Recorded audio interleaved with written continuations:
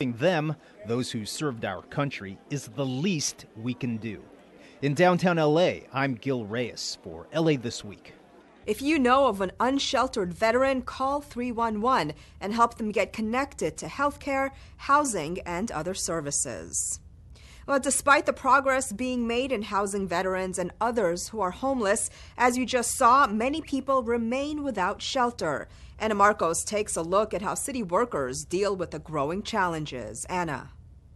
Yana, as these homeless encampments continue to mushroom and grow, city leaders are faced with a balancing act. Balance the needs of the homeless together with the needs of citizens to walk on safe and clean streets and sidewalks. Paul, who gave no last name, has built himself a small compound at the 110 underpass on 39th Street. He may be homeless, but he's got a toilet that pours into a drain, a portable shower, a generator, electricity, and a TV, even an Xbox. But Paul is used to tearing it all down and putting it back up again. The Department of Sanitation makes a regular habit of power washing and cleaning out sidewalks in the homeless encampments. It's good, but I mean, they could be a little more sensitive about it. These tents coming up and down, they're hard. Some of us are out here with females that are pregnant. My fiance, she's pregnant. We always have to spray the sidewalks. There's human feces, there's urine, there's rodents and other droppings. The last one, which was around Christmas time, we took approximately 2,000 pounds of bulky items and solid waste away. We took over 40 pounds of human waste. And that's just in that one area. In that one side of the sidewalk. That doesn't even speak to the piles of rats and cockroaches. But the encampments are getting, if anything, more elaborate.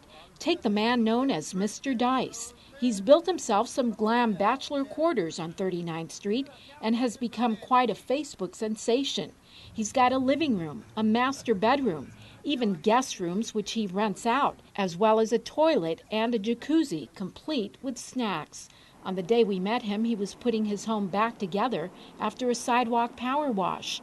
He offered to give us an interview, for a donation, that is. Could I get a donation for this? A donation? We declined his offer. He has been warned numerous times. It has been documented. He has denied housing. But there's only so much city workers can do.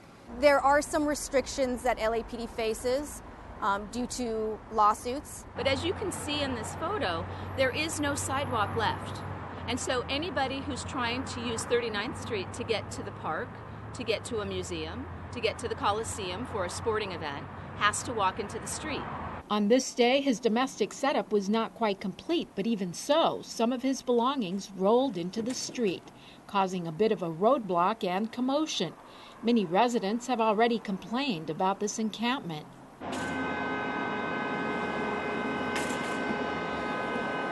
But most homeless residents agree there is no glamour in living on the street.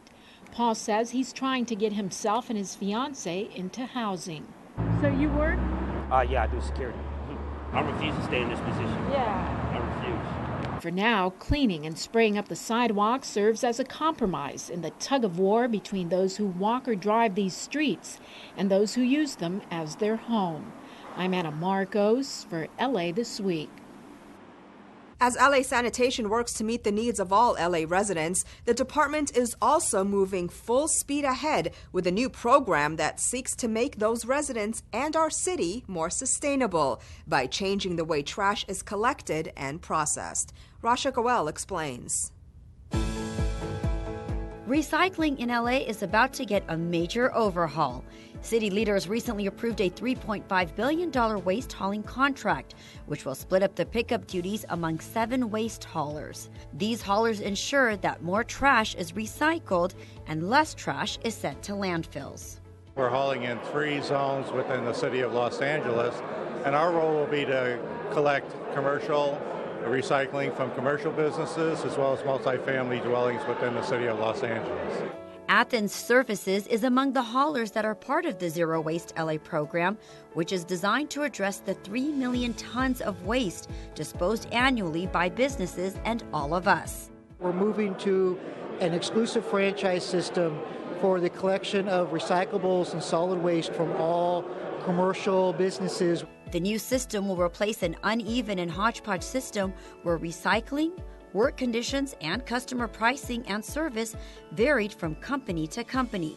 To help with the workload, LA Sanitation is encouraging small business owners to get on board as subcontractors. Today's meet and greet is the first of 9 events designed to allow potential subcontractors to meet with our Zero Waste LA franchise contractors. Officials say these meetings give small businesses an opportunity to network and participate in the city's larger projects. Today we're here to meet Athens, to build a relationship and network with them, to understand how they are going to help small businesses and subcontract with them. The remaining meetings are being held this week. I'm Rasha Goel for LA This Week. For more on LA Sanitation's meet and greets or for more information on the Zero Waste LA, call 213-485-2890. Well, what do you do with outdated computers? Well, you upgrade them for people in need. That's what the city has done, and families in parts of the valley are the latest to benefit. Gil Reyes reports. Luisa Montejano brings home her family's new computer, and it's free. It's going to help all of us because we don't have one. So this is something good for my kids. Families in North Hollywood and Studio City, the latest to benefit from the city's Our Cycle LA program. Our Cycle takes outdated city department computers and instead of throwing them away, refurbishes them for families in need. The city hired the nonprofit group Human IT to do the repairs. Not only will have Windows 10, but a full office suite as well. We upgraded the inside this time around, so more RAM, faster processor, so faster machine, better overall experience for the end users. The city's Information Technology Agency, or ITA, launched the program 2 years ago.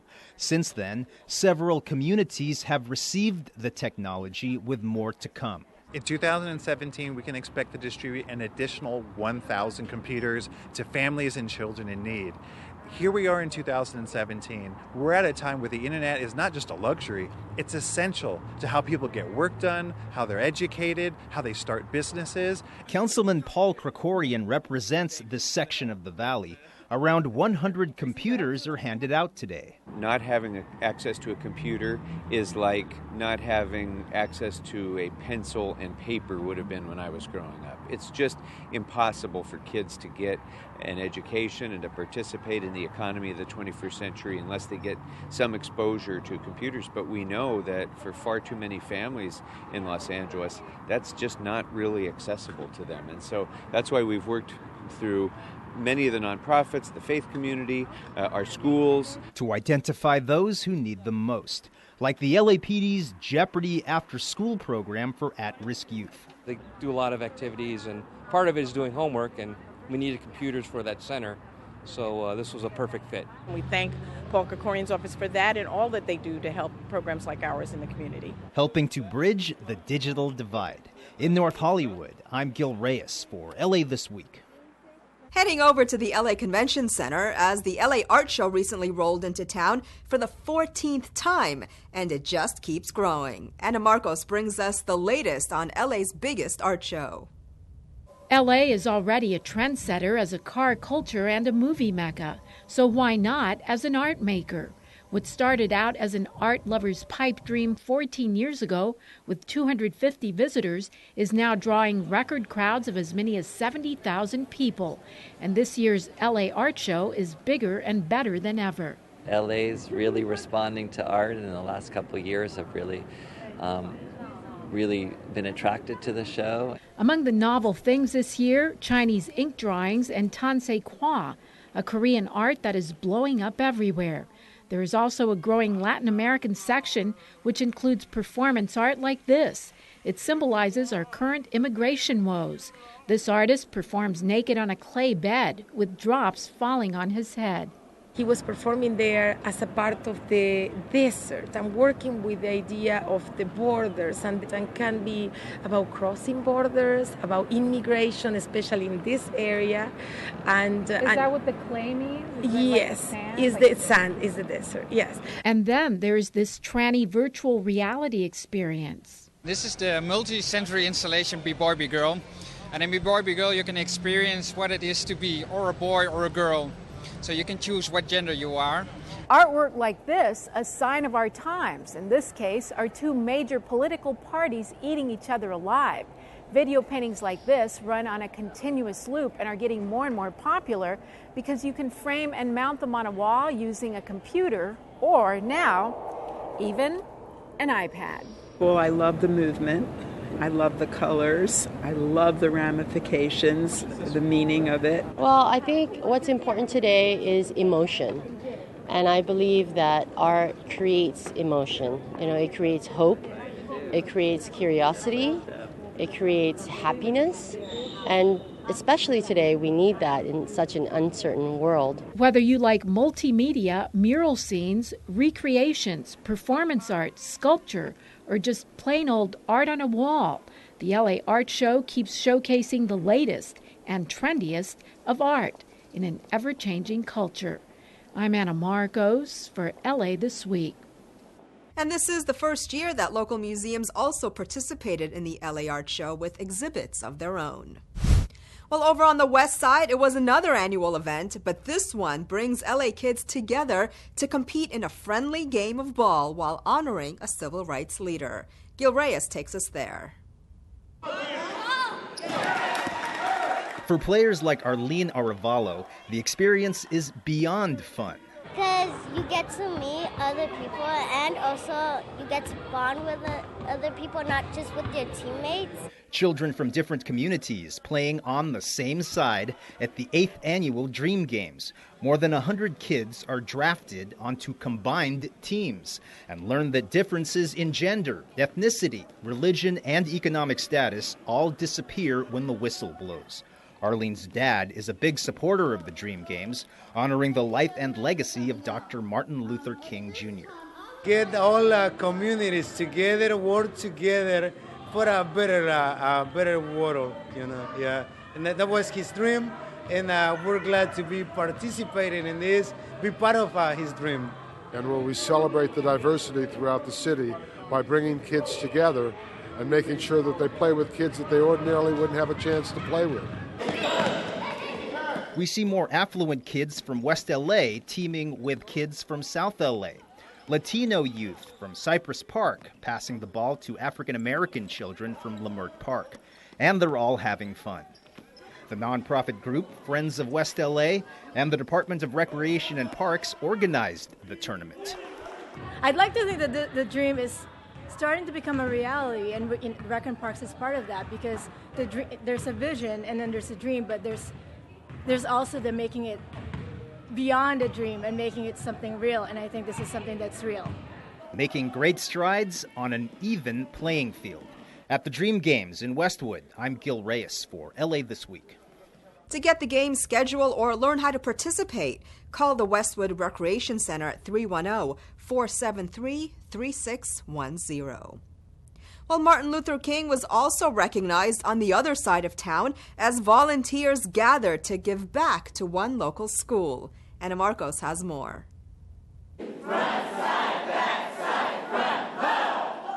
A good warm-up never hurts when you're revving up for a full day of volunteering in the name of Martin Luther King Jr.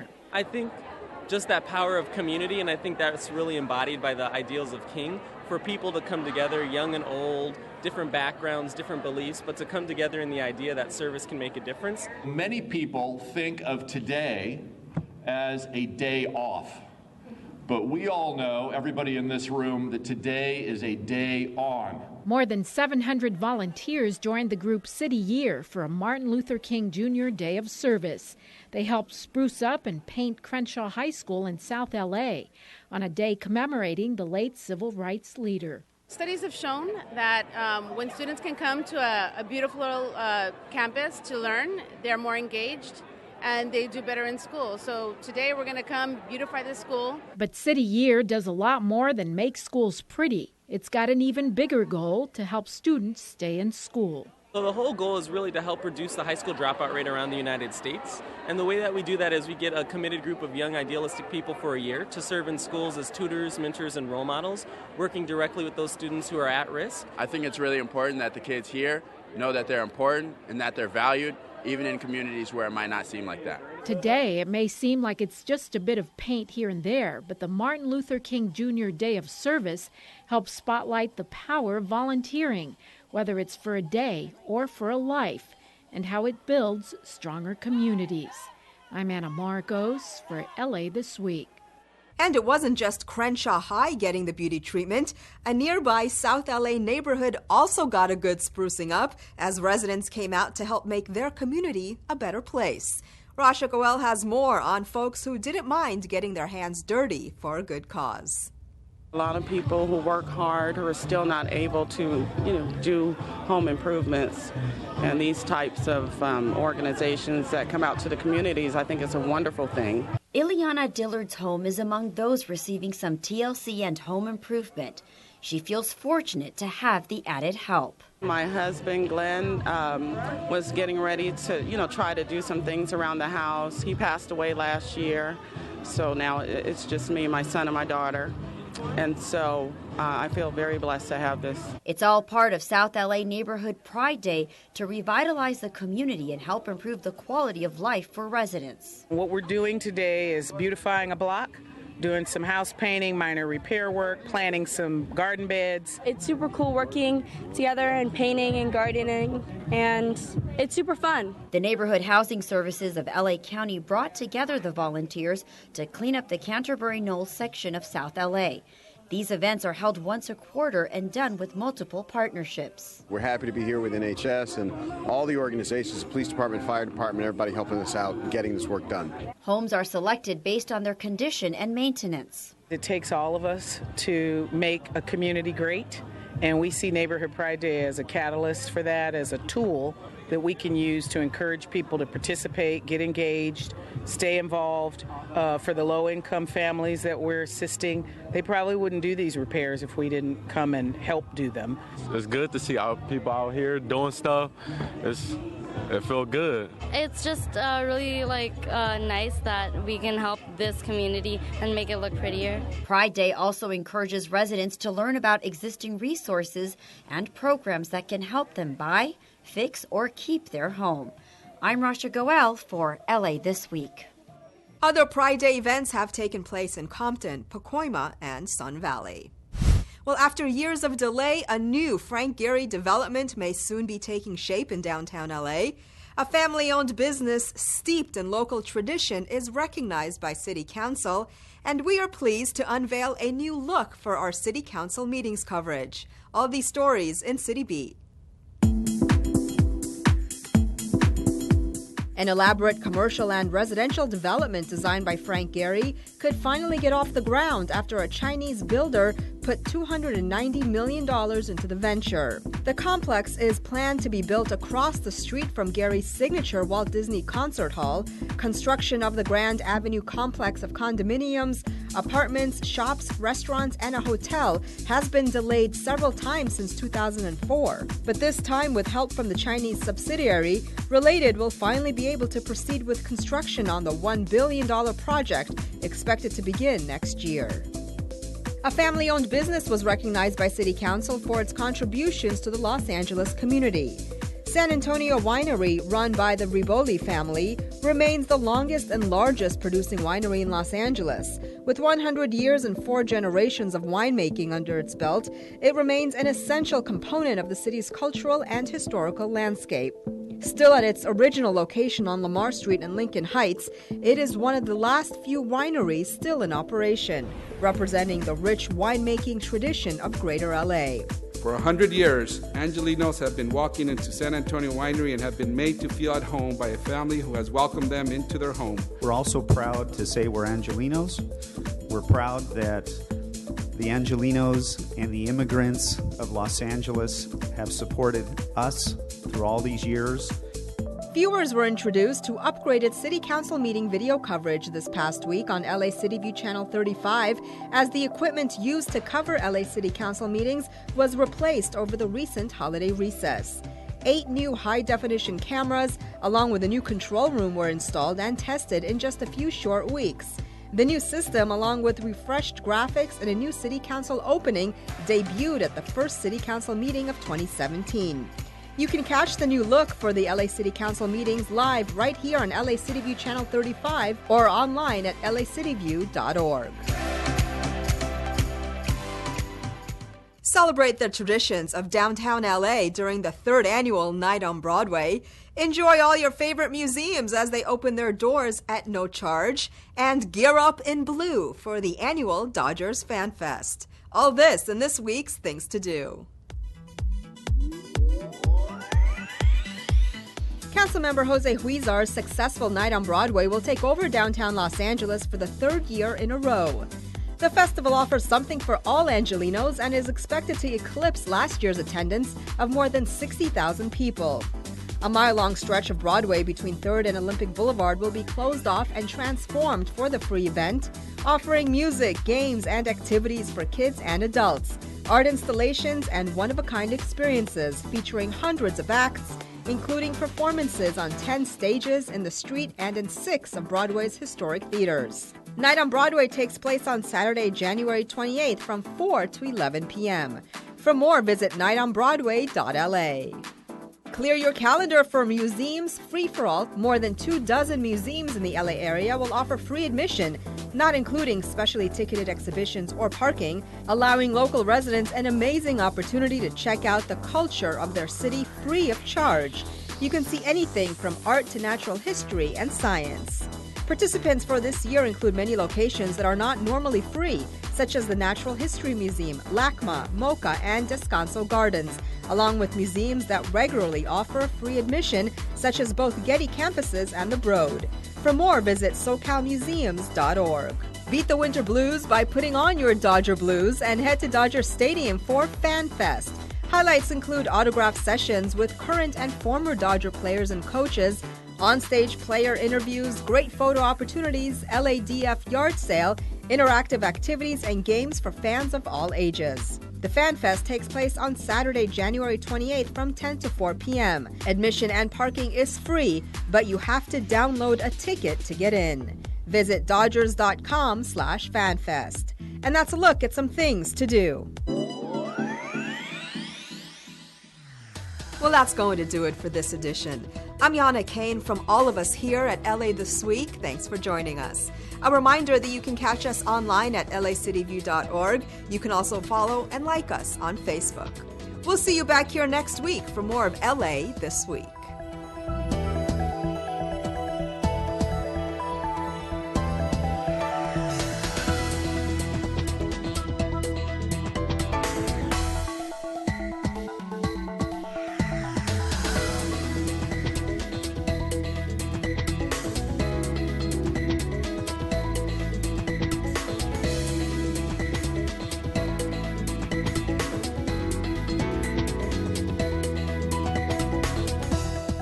During California's next major earthquake, an epic battle will take place.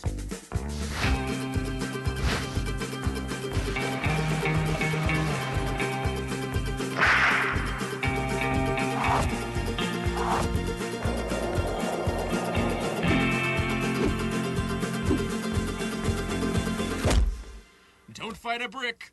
The brick will win. DareToPrepare.org. It's our duty to serve veterans and military families who serve their country in the most difficult ways imaginable. Together, we can say thank you in so many ways. Small acts of kindness mean more than anything. With our support, veterans and military families can face even the most difficult challenges. Let's honor their service with ours.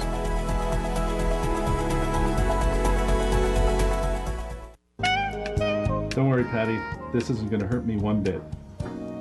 Hi, I'm Dr. Eric Shapiro in beautiful Encino, and you're watching LA City View, Channel 35.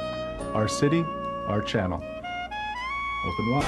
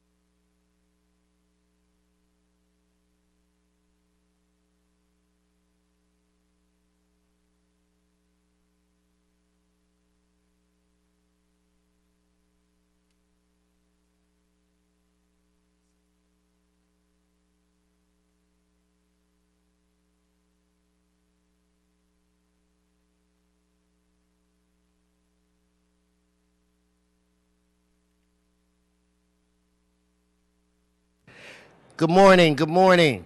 If everyone could please take their seats. Shh. Good morning. I want to welcome you to your Los Angeles City Council meeting. This council meets every Tuesday, Wednesday, and Friday, and all are welcome. Madam Clerk, we do have a quorum. Would you call the roll? Blumenfield, Bonin, Buscaino, Cedillo, Englander, Harris Dawson, Weezer, Koretz, Krikorian, Martinez, O'Farrell, Price, Rue, Wesson, 10 members present and a quorum, Mr. President. Thank you. Let's go on to the first order of business. Approval of the minutes. Mr. Bonin moves, Buscaino seconds. Next. Commendatory resolutions for approval. Krikorian moves and Price seconds. Continue. Mr. President, there are requests to receive and file 1 F, J, P, S, and W inasmuch as the liens were paid in full. Receive and file 1 Q inasmuch as the property is an owner-occupied single-family dwelling and exempt from lien processing. And to continue 1A to February 10th, 2017, 1D, E, G, K to February 28th, 2017, continue 1H to February 24th, 2017, and also there is a request to continue item 11 to Tuesday, January 31st. Okay, so then without objection, that shall be the order. Continue. Items 1 and 2 are items noticed for public hearing. Mr. President, there are cards on 1 as well as 2. Okay, then why don't we hold those 2 items and move on? Items 3 through 7 are items which public hearings have been held. Committee reports for 4, 6, and 7 have been submitted and have been circulated for council's consideration. Okay, let me acknowledge Mr. O'Farrell. President, I'd like to call item 4 special, please. Okay, let's hold item 4. Members, Mr. Cedillo, did you? I'm waiting for item 9, sir. Okay, so let's prepare to vote on the remaining items. Let's open the roll, close the roll, tabulate the vote. 10 ayes. Okay, now let's move to the next section. Items 8 through 15 are items which public hearings have not been held. 10 votes are required for consideration. Okay, so then without objection, those items are now before this body. I want to hold items 10 and 13. Mr. Cedillo, this would be the appropriate time for you to tell me what you want to do with 9. Yes, with 9, we move to adopt the CAO report. Okay, so that's what we'll do. Do we have cards?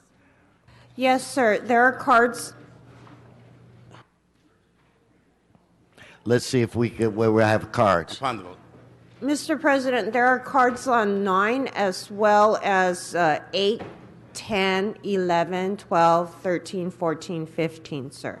So is there anything that's, then let's move on. And that brings council back to items called special or presentations, sir. Okay. I think that, well, first of all, let me take advantage. Where's my guest? We have a special guest with us today, not just Arlene, but this is Itzy. And we're going to be attempting to find Itzy a home in a few minutes. So I want everybody to get a good look at Itzy. She's 2 years old, a mixed terrier, and was turned in by the owners, correct? Yes. And because of they had to move, and they wanted they were hopeful that we would be able to find Itzy a nice home. So she appears to be a really nice dog. So she'll be our special guest shortly. I'll be out by the in the center aisle trying to find you a home, Itzy. All right. With that said, let's go to presentations. Mr. Price. for a very important presentation.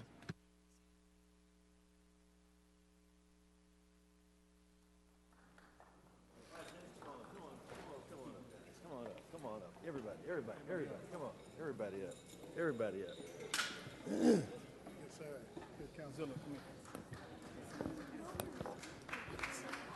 Thank you. Thank you, Mr. President and colleagues. This morning I want to take a moment to recognize a group of extraordinary, talented, and hard-working young men. Yesterday, or Wednesday, we touted the benefits of baseball. Today we're going to tout the benefits of football. It gives me great pleasure to acknowledge the Nation Titans, a youth football organization right here in the New Ninth.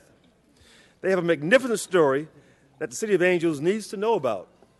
Here are some of the highlights. Most recently, the Nation Titans 8 and under team brought home the National Tournament Championship. All right, let's give them a round of applause to the champs. And while we join this morning to celebrate their latest accomplishments, it's also important to note what this organization has done over the past 6 years. It has had some remarkable victories: 11 conference championships, 8 Super Bowl wins, 5 national tournament championships. Let's give it up again for the Titans. Congratulations, guys. Good job. Listen, you're greater than you know. This year alone, all 5 divisions, with players ranging from 5 to 14, all the players made it to the 2016 playoffs, 4 of which competed for the national championship title, 2 advancing to the Super Bowl, and 1 very special team bringing home the championship to CD9. That's right.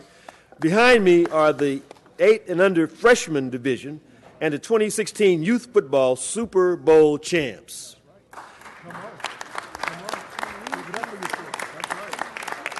I'm sure they'll be happy to tell you that it wasn't easy. It took a lot of discipline, hard work, and determination. Hours upon hours of commitment from not just the athletes, but the parents, family members, and the community that supports them. Young men, you've learned some very valuable lessons that you will carry everywhere you go. The value of teamwork, working together, grit, desire, but most importantly, learning to tackle the challenges that come your way. Not only are you winners, but you're role models for our community, both on and off the field. What makes this group of kids so incredibly special is that they demonstrate this type of perseverance in the classroom as well. While they scored 338 points, 14 wins, and registered 0 losses, Mr. President, they also achieved great academic success. Young athletes, I commend you for your heart, your never-say-die attitude, your competitive spirit, and your sportsmanship. May you continue to shine, reach new heights, achieve excellence in all the things that you do to surpass your goals. I'm optimistic for the future of the New Ninth because you are the future of the New Ninth. Congratulations. Thank you.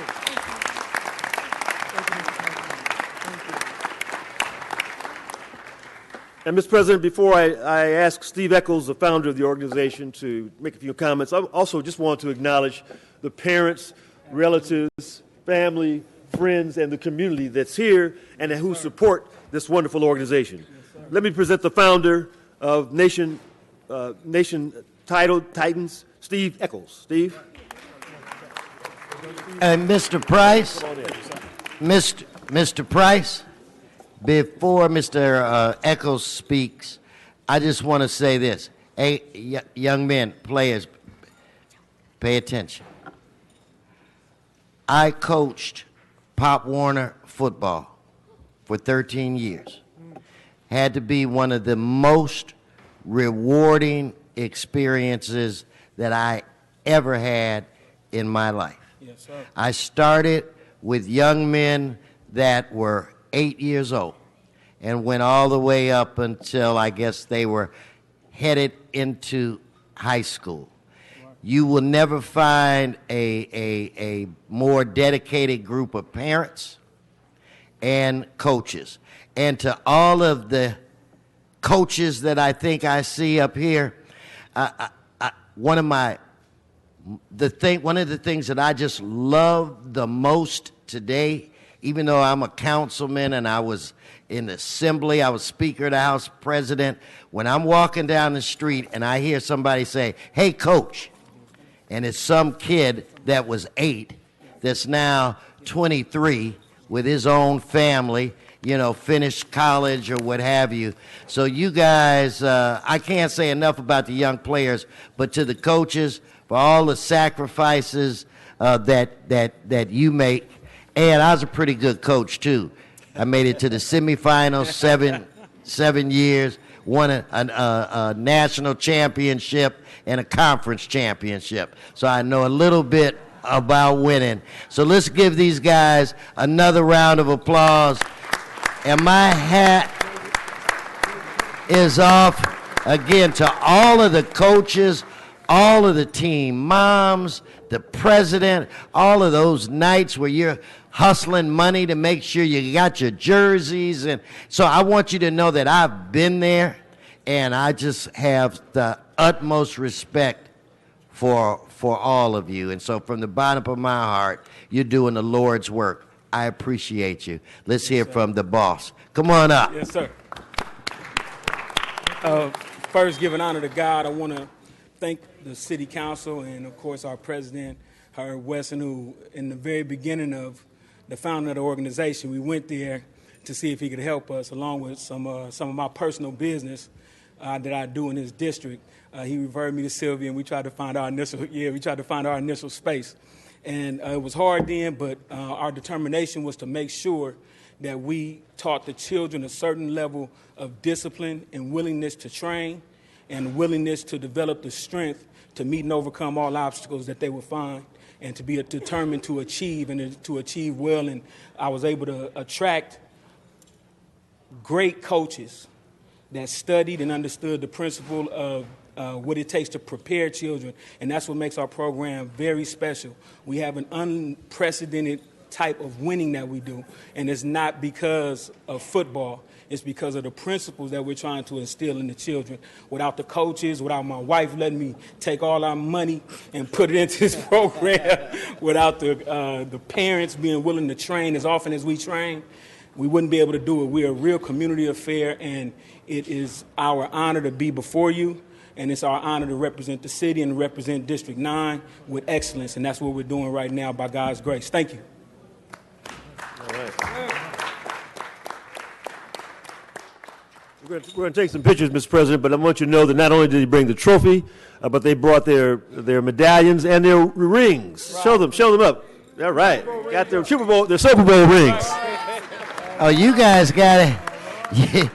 Mr. Price, they have it going on. When we won, we got a trophy, and that was it. We played in Vegas, is where my team was. We beat a team from Little Rock, Arkansas, or something. I cannot remember. New Mexico as well. So let's give them another round of applause.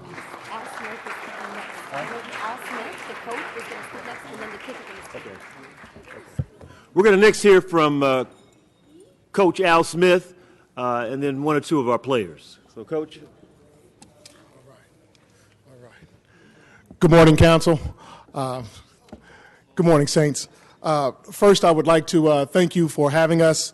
I would like to just acknowledge Ms. Angelina Valencia, the Communications Director, Ms. Brittany Johnson, the Field Deputy, James Westbrooks, the District Director, and Herb Wesson III, the also Field Deputy, and the fine gentleman to my left, City Councilman Curran Price. Very quickly, just on behalf of all the players, the parents, our staff and an organization, it's my pleasure to extend a warm and sincere thank you to the council as a body, as a whole, and for this acknowledgement today. Appreciation can make someone's day. It can even change a life. The Nation Titans and the new 9th District are proof that hard work pays off. Amen? Okay. The hardest arithmetic to master is that which enables us to count our blessings. And you, Councilman Price, have been a district-wide blessing to us. Thank you again. Have a great day, everyone, and may God bless you all abundantly. I'm going to bring one of these children in. Okay. I think one of the children would like to come and just explain to you how much work they put in and dedicated they are, to this craft. We look forward to where's the player? Where are you for? we got a willing victim. Come here, Brother Farouk, and make sure you show them Super Bowl rings. Show them what that hard work does. Hey, take your hat off and speak to everyone. That's right, good brother. Where are you, Jaden? My name is Farouk Muhammad, and my mom and dad created the Nation Titans so that boys and girls in my community can learn to be smart and strong. And move the trophy so we can see his face. And we know that we can do anything if we have the courage and determination. And we can be strong if we have the courage and determination to do it. Rings up. All right.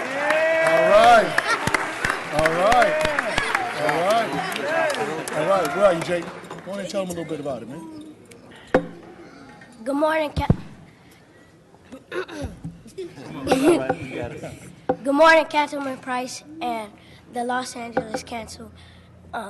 My name is Jaden Jefferson. I'm in the 3rd grade. I play for the Nation Titans, QB, and cornerback. We put a lot of hard work in this, and we accomplished our goals, and we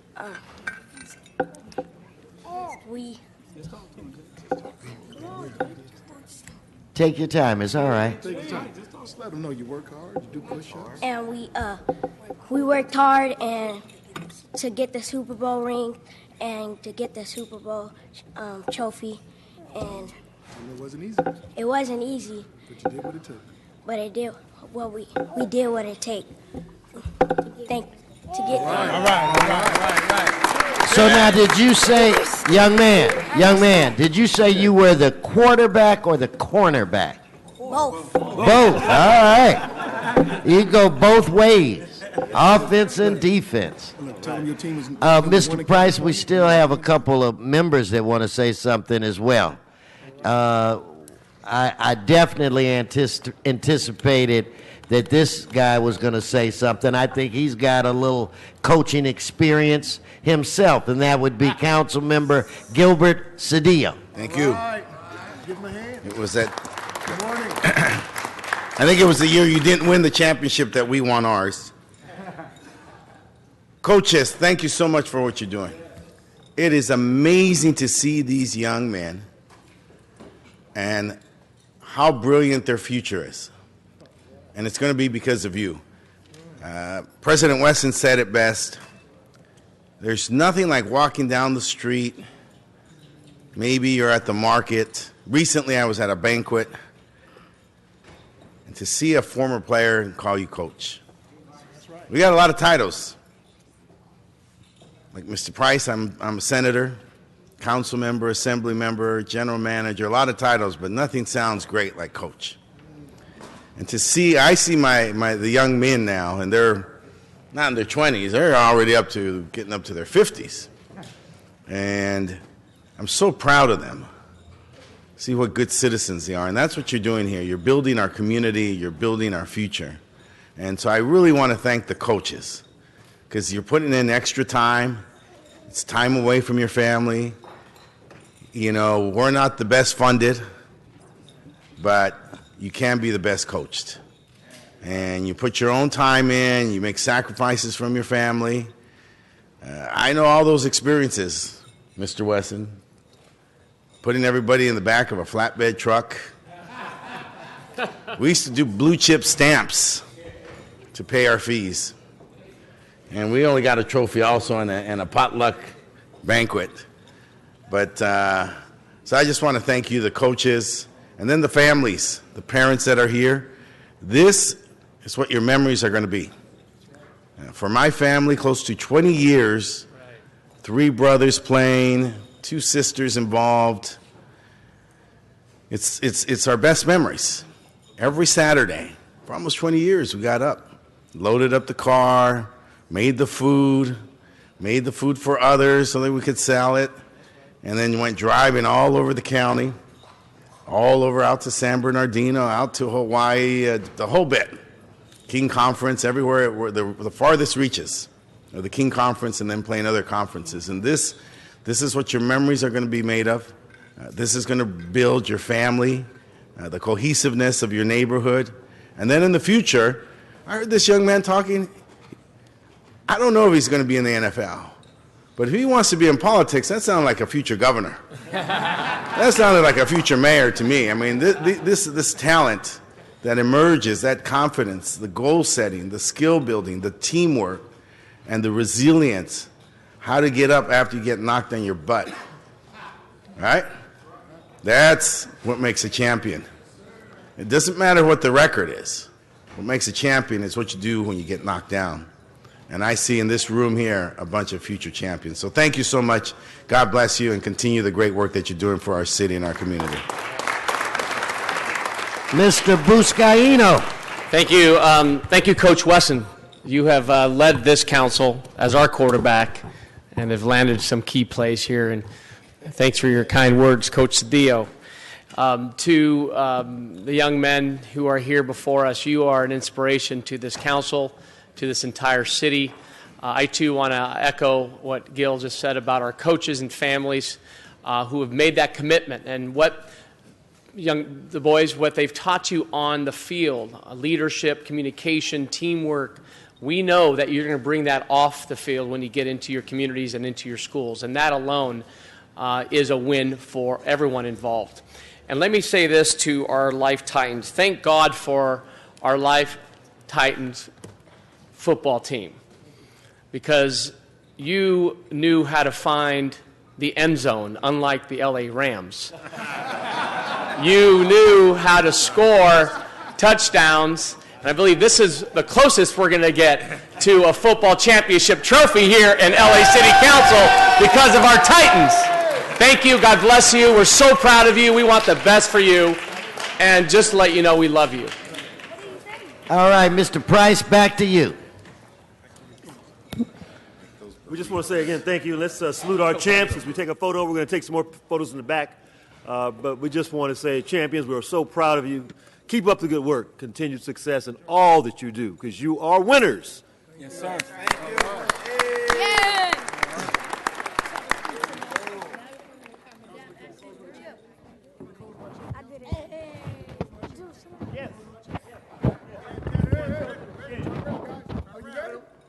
Are you ready? Yes, go. Are you ready? Yes, go.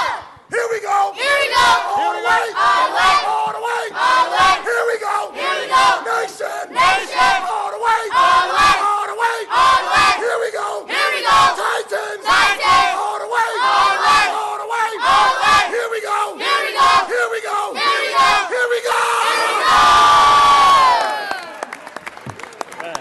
Thank you. Follow you. Follow in your lead.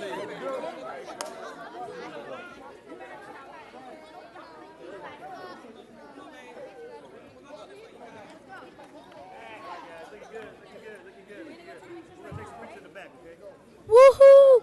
Proud of every one of you. Proud of every one of you. Love you like all. Great job. Hard work pays off. Hard work pays off. God bless you. You too, brother. Thank you. You won. You are a solid inspiration. Keep up the good work. Thank you. Keep up the good work. Thank you. Thank you. They got dreams like your team. How about Jim Stamps as well? Thank you, Jim. God bless you.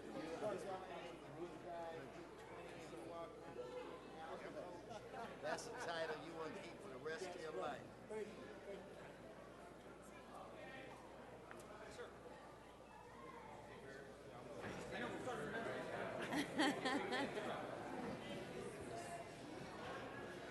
Mr. Herb Wesson, are you ready Thank for your you, presentation, sir? Thank you, Madam President and members. Today is Pet Adoption Friday. As I indicated earlier, we have Itzy, who's a mixed terrier, 2 years old. Really got a lot of character. All you have to do is look at the face. She's ready to go right now, Arlene? She'll actually be ready Monday. She will be ready. We need to find her a home today, but she'll be ready for pickup on Monday. If you're looking for unconditional love, in this little funny face is where you will find it. We on this council have a 100% adoption rate where it relates to the dogs that we bring before this council, and we really want to make sure that we keep that record going, because it's more than just getting a dog adopted. It is saving a life, and it is providing a companion pet that will be there at your side forever. Even when you have a bad day or a good day, you will always be able to count on your companion pet. So I'm asking all of the folks that are in this building that can see us on television, or if you hear us on council phone, if you have an interest in Itzy, call 888-452-7381. That's 888-452-7381. Now, Arlene, who has been helping us do this for many years, Arlene, with the new hair, I see, will be in the back or on the side for a while. If anyone wants to come and take a photo of Itzy or play with her for a moment to help make up their mind if they want to adopt her. But I am urging you to save a life. Let's find Itzy a home today. And if you react too slow and you come down to the council and Itzy's already adopted, we have many shelters. I'm sure that we can find you a nice dog or a cat or a rabbit or whatever you or your family would desire. But for today, let's find this young lady a home. Is there anything, Arlene, special that we should know about Itzy? She's great with other dogs. She loves people, so she's definitely been in a home where she's been socialized, and she loves to give kisses. She loves to give kisses. All right, loves to give kisses. Okay, anyway, Mr. Mr. Buscaino, would you like to Yes. adopt the... Thank you. If I can, Madam President, thank you, Mr. President, for let's find a home for Itzy. But more importantly, what we're finding also, if I can take advantage of this opportunity, due to the recent weather and the drop in temperature, I know the San Pedro Pet Pals are leading an effort, and I'm hoping other communities throughout the city do the same. I know that our shelters are in dire need of blankets. So if, aside from let's find Itzy a home, but if you have an opportunity, any extra blankets in your home, please visit your local animal shelter as well. Well, here, come. And tell us if there's anything else we need, Arlen. Actually, just used blankets, used towels, anything that will keep them warm during the colder seasons are always useful. So if there's any, even newspapers, we take newspapers, we use those. So anything that we also have our website where you can find a list of all the stuff that we might need under alleanimalservices.com. Thank you. And again, somebody, let's keep our 100% adoption rate alive. Arlene's going to be here for a while on the side, in the back with Itzy. It's an adorable face. Let's take her home. We're going to find you. We will find you a home, Itzy. Anyway, Madam President, members, thank you so very much. Itzy, make your way over to Mr. Buscaino, please. I think he's interested. Yeah, so maybe we can get Thank you, Joey sir. B to take her home. Mr. Cedillo, are you ready for your presentation?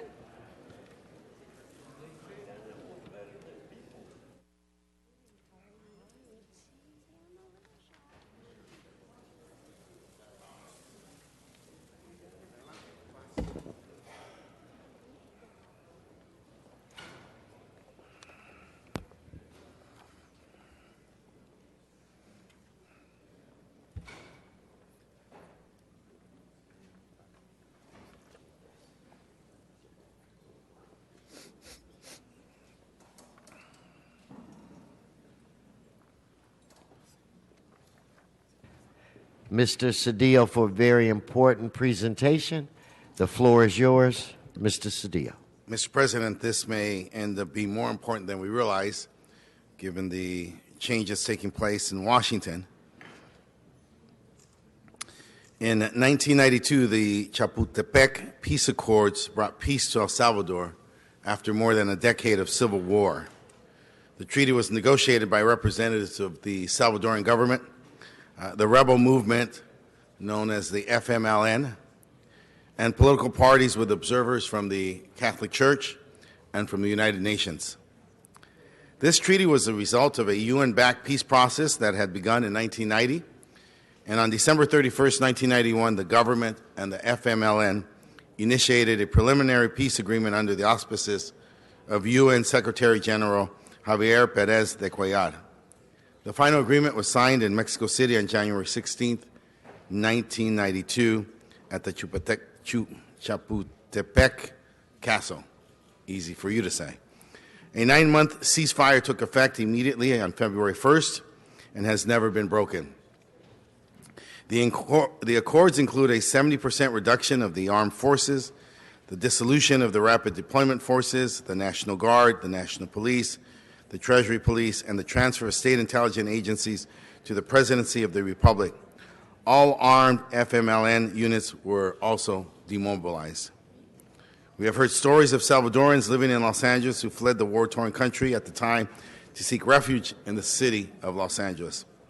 Today, we're here to celebrate brighter days. Although the war is over, its effects are still felt.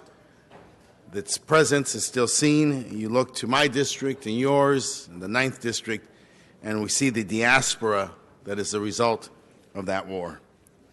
Today, we're joined by Consul General of El Salvador, Mercedes Lopez Peña. We're here to present a resolution and to proclaim El Día de la Paz de los Salvadoreños, the Day of Peace for the Salvadorans. We are pleased to have them here. 25 years of an end to conflict and peace is a very significant milestone. They are here to celebrate that today. They will be here in City Hall, both here and up in the Bradley Tower. With that, I would like to bring forward Mercedes Lopez Peña, the Consul General of El Salvador, and a colleague of ours and a friend of ours. Please come forward, Mercedes. Muy buenos días a todas y a todos. Queremos agradecer este espacio, especialmente al concejal Cedillo, quien nos ha apoyado en poder llevar a cabo los diferentes eventos este día. Good morning. We are very grateful that you give us the opportunity to be here to celebrate this special event with us.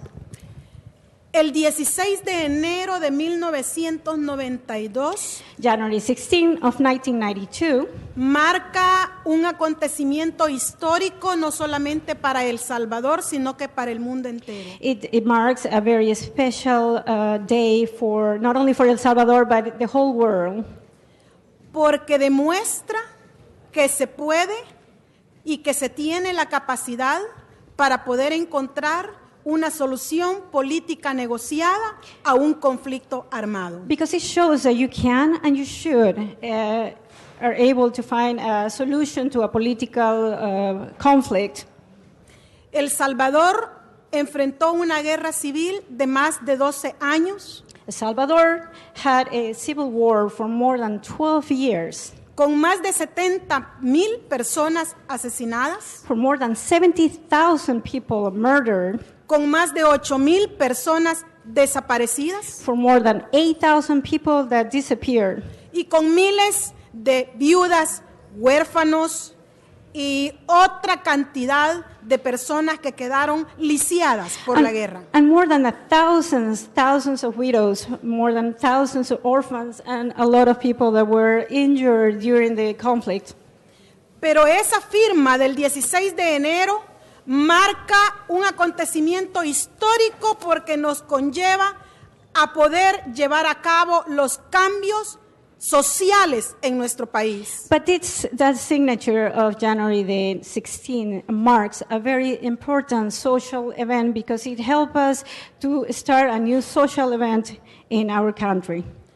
¿Qué significa eso? que todo el tema de la injusticia social, de la injusticia económica que ha existido en muchos de nuestros países. What is the meaning of this? It means that all the injustice, all the social injustice, the economical injustice that has occurred in our country.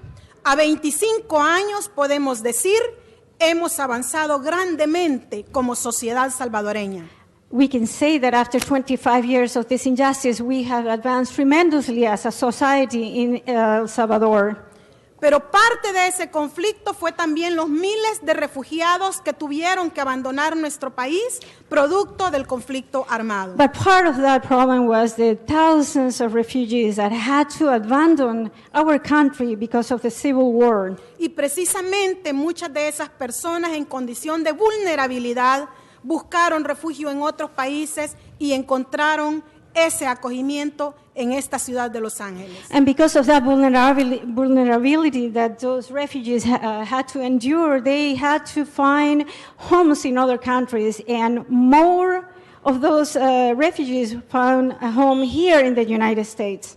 El caso de los acuerdos de paz en El Salvador ha sido un tema estudiado, compartido, socializado a nivel del mundo para otros conflictos armados en América Latina. The treaty that was signed in El Salvador was a treaty that was studied, was used, and it was used as an example of other treaties that happen throughout the world.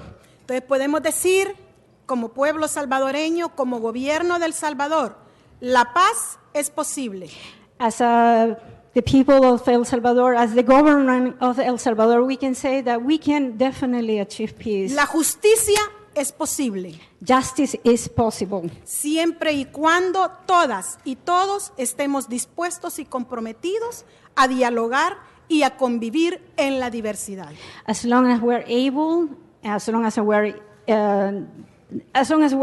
to talk, to be able to come to dialogue and find a common grounds, we're able to find peace. Y que los gobiernos tengan el compromiso de ir poniendo fin a las injusticias y a las inequidades. And that the governments have a compromise to start stopping all the injustice. Por eso esta mañana queremos agradecer infinitamente a este Consejo Municipal que siempre nos ha abierto los espacios. Queremos agradecer a los diferentes concejales que siempre nos han acompañado en estos esfuerzos. This is the reason why this morning we want to thank especially the City Council of Los Angeles. We want to thank especially every single councilman and councilwoman in Los Angeles, because they have always provided us with a space to show our thankfulness. Y solicitamos con todo el respeto el acompañamiento a esos esfuerzos de paz. And we ask respectfully your support with these treaties of peace. Y a los esfuerzos también en función de la comunidad salvadoreña que reside en el estado de California. And we also thank you so much for helping all the community, the Salvadorian community that resides here in the county of Los Angeles and the United States as well. Muchas gracias por este espacio. Thank you so much for listening to me. Thank you.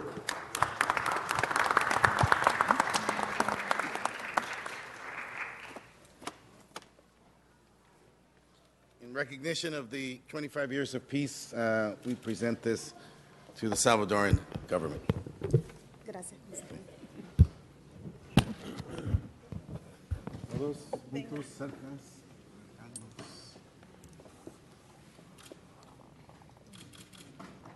Okay, gracias. Gracias, consejero. Sí, sí.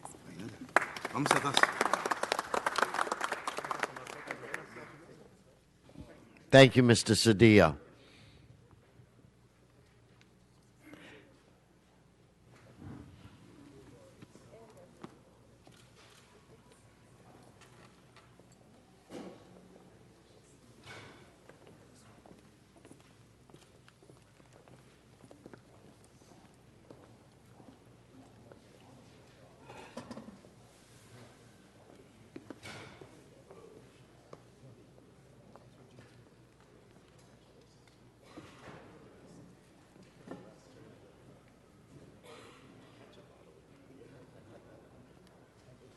Okay, so as in fact, I want to acknowledge that we have with us today a dear friend and colleague, former President Pro Tem of this council, Councilmember Ed Reyes. Let's give Ed Reyes. Ed, stand up. Let's give Ed a round of applause.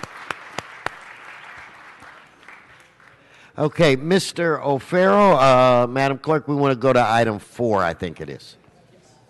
Colleagues, Mr. President, just before we hear the next item, I just wanted to, I would like to ask Louis McAdams and Ed Reyes to please rise. Please stand, Mr. Reyes and Louis McAdams. Joe, I'm going to just acknowledge Ed and Louis for just a moment here before we hear item 4.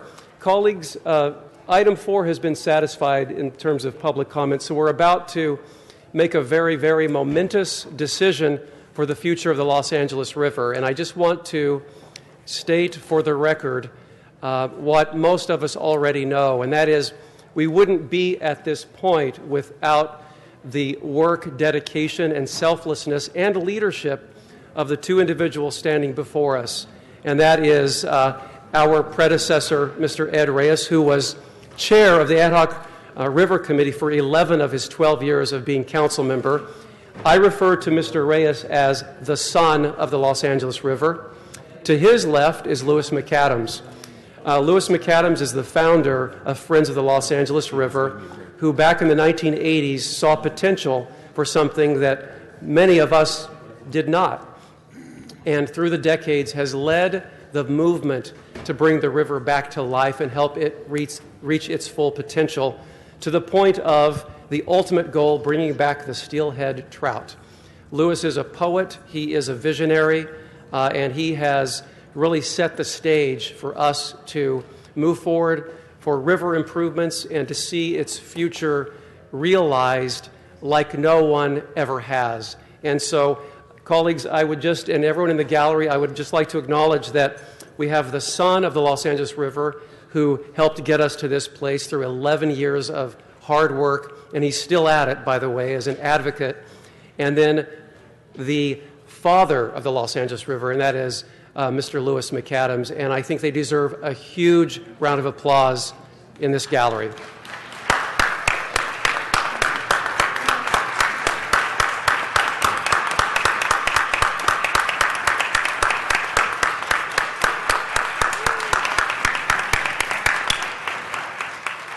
And Mr. President, are we hearing item 4 at this moment? Yeah. Before Mr. Sure. Mr. Cedillo. Mr. Chair, thank you for bringing this matter. Thank you for your leadership. Mr. President, I'm in a very fortunate position. I was just talking to the council member. Our team gets to take advantage of his incredible tenure here. He planted the seeds for a lot of incredible projects, and we've been able to close them out, and this is one of them. Ed Reyes is a visionary and is a man who sometimes borders on craziness when you think about visionaries, because they know things and see things that others like us don't. He is a protege of Louis McAdams, a very dapper man, a man that he and I have a sartorial affinity for a company called Clacton and Frickton. You may have remembered them from the 80s, and we remorse that they're no longer around. Louis McAdams is the visionary, the poetic mind that sees the future of this city. It's going to take a while, but it's moments and milestones like this that lay the foundation for what we are going to see in this great city as we move forward. I want to acknowledge the work of my staff, Arturo Chavez, who worked both for Councilmember Reyes and then has worked for me diligently on this project. He's tireless and tenacious. He's like some of those little puppies that you bring here that once they get a hold of your cuff, they don't let go. And much of last year, I kept looking for him around the office, and I'd say, "Where's Arturo?" And I'd say, "Oh, he's in a meeting. You know, he's working on G2." And it's not the only thing that we do, as Mr. Reyes knows, but it is an important thing for us because it manifests the commitment of this intense urban area that needs more density, needs more housing, needs more of the basic services we provide, but it reflects how we are committed to improving our environment and making sure that the environmental gems of the region are not just those that are on the beachfront, but out here on the eastern front with our river. And so it's a collaboration of, I think, 4 or 5 council districts, and it stretches further south. But this is a milestone moment, and it is a expression of the leadership and the vision of Louis McAdams and Ed Reyes. And thank you, Chairman, and thank you, Arturo Chavez, for your leadership on this. Thank you. Mr. Cedillo, I'll now go back to Mr. O'Farrell. Thank you so much, Mr. President. So, colleagues, I just want to set the stage here and let everyone know that the city has been relentless in making sure this we negotiated a fiscally responsible purchase and sales agreement to acquire the Taylor Yard G2 site. By our action today, we will enable the public to control the largest available piece of property along our Los Angeles River, 42 acres. Once in a generation, perhaps once in a lifetime opportunity for us to do that. Parcel G2 is a keystone for habitat restoration identified in our Los Angeles Revitalization Master Plan for the Los Angeles River. I want to commend the following: our Chief Legislative Analyst, the City Administrative Officer, the City Attorney's Office, the Bureau of Engineering, for their sound collaboration in getting us to this point, as well as the Mayor's Office. And I want to thank Councilmember Krikorian for waiving this out of Budget and Finance after closely scrutinizing the deal as well. And of course, my colleagues in the Arts, Parks, and LA River Committee, and my own staff who have shepherded this from the get-go. And all of those meetings that Mr. Cedillo talked about were held in my office because we knew that we were incubating something very, very fragile, something very, very vulnerable to market forces because it is an acquisition of a very important parcel, and that is fraught with complications. But what we have arrived at is a very, very sound, fiscally responsible deal so that we can acquire this parcel. And that's what brings us to this vote today. And it will set us on a course to do some really wonderful things right next to the Los Angeles River in these 42 acres. So I just must commend my own team of Jeannie Min, my Chief of Staff, my Director of Policy, Christine Peters, and my Legislative Director, David Hiron, and all of the rest of my team that, as I mentioned, really held this process together, helped guide it with all of the collaboration, as I mentioned, from the Mayor's Office and from all the CAO, CLA, I mentioned it all before. But it really is the result of incredible teamwork, determination, and not losing sight that we must take advantage of opportunities when they are before us for future generations to reach our objectives and goals for Angelenos. And that's what this vote is all about. So I look forward to the extremely hard work coming after this vote in terms of how we improve the property. That is not lost on any of us, but I look forward to the challenge. So let's go, River. Let's move forward to this purchase so that we can help fulfill that vision that Mr. Reyes and Mr. McAdams so carefully and artfully and creatively crafted and articulated for us all these past several years. I ask for a unanimous aye vote. Thank you. Thank you. With that, let's, Madam Clerk, open the roll, close the roll, and tabulate the vote. 11 ayes. Okay, you got your unanimous vote. Forthwith. Forthwith. Okay, I want to go, let's do quickly some general public comment. Mr. Previn, we want to start off with Mr. Previn, so if I could get his name up on my screen. And, okay, Mr. Previn, you've got items 1, 1P, 1T, 1X, 12, 13, 14. And General Mr. Previn?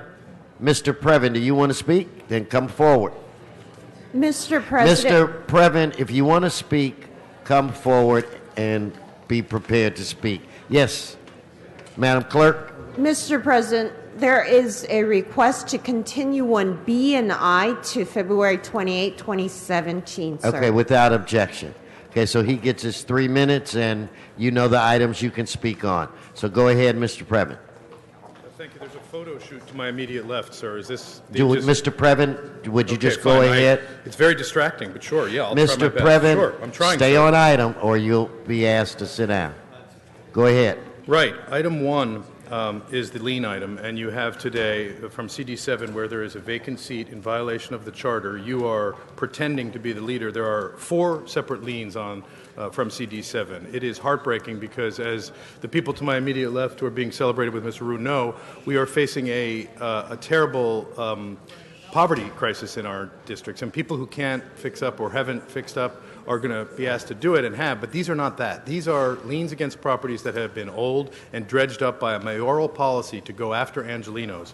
And in case you're curious, Mr. Price, who had that wonderful presentation for that football team today, I was very touched by that. And sir, your puppy was sweet too. But he only has 1 today because he knows that at the Reef later this week, Mayor Garcetti, tomorrow actually, there will be a big job fair for Uber where Connie Llanos, I think she's with Airbnb, is going to be holding court. And he's got videos all over USA Today. It's very exciting. Please go if you're looking for a job. Get on in the tech topic. sector. He's not well, on the agenda. jobs I in know. the tech sector, sir, is our mantra here at City Hall. Thank you. And to move forward with the item number 1, there are also in Council District 8, where I have been tracking it carefully, Marquise Harris Dawson is showing some very limited about a mercy here. He only has 2 liens against his constituents in CD 8.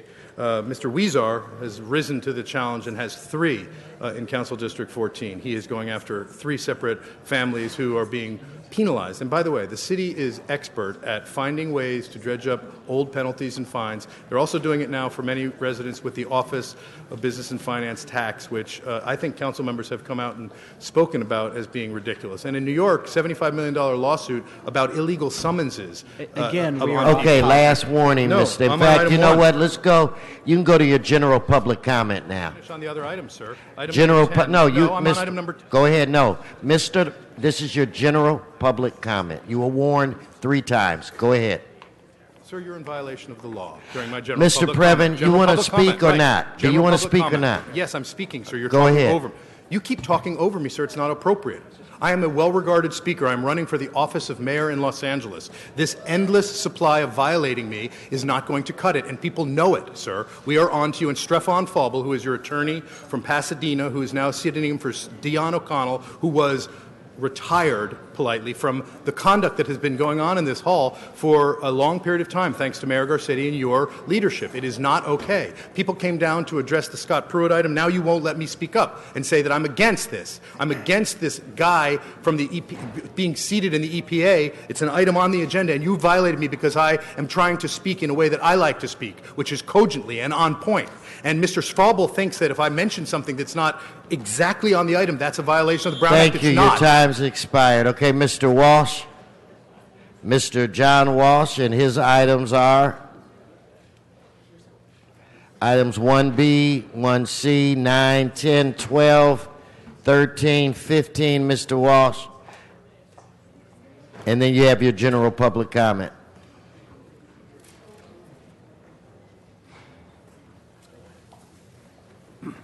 John Walsh, blogging at HollywoodHighlands.org and tweeting at Hollywood Dems. As far as number 1, building and safety, again, I've said over and over again. Thank you. Some things you do a good job on, and that's one of them. You won't hear any of these other people say you do anything good. You're totally evil. They're all a bunch of crooks. Not me. When you do a good job, I say you do a good job.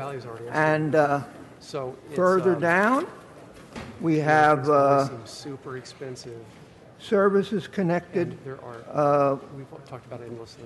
You see things for $232 here, but other things for millions of dollars. They don't even come here. Citizens oversight for Proposition HHH.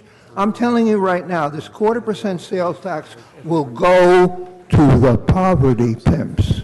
It won't trickle down to the people on the street. All it is poverty pimp money, and all the guilty Jewish liberals will vote for it because they're guilty, and they are guilty. And the poverty pimps will HHH 0.25%, 0.5%. Before you know it, we're going to be up to 90% of our tax of the money we make going to the taxes. Next is potential pedestrian improvements on Santa Monica Boulevard. Well, we need pedestrian improvements on Hollywood Boulevard. And we're having a problem with people.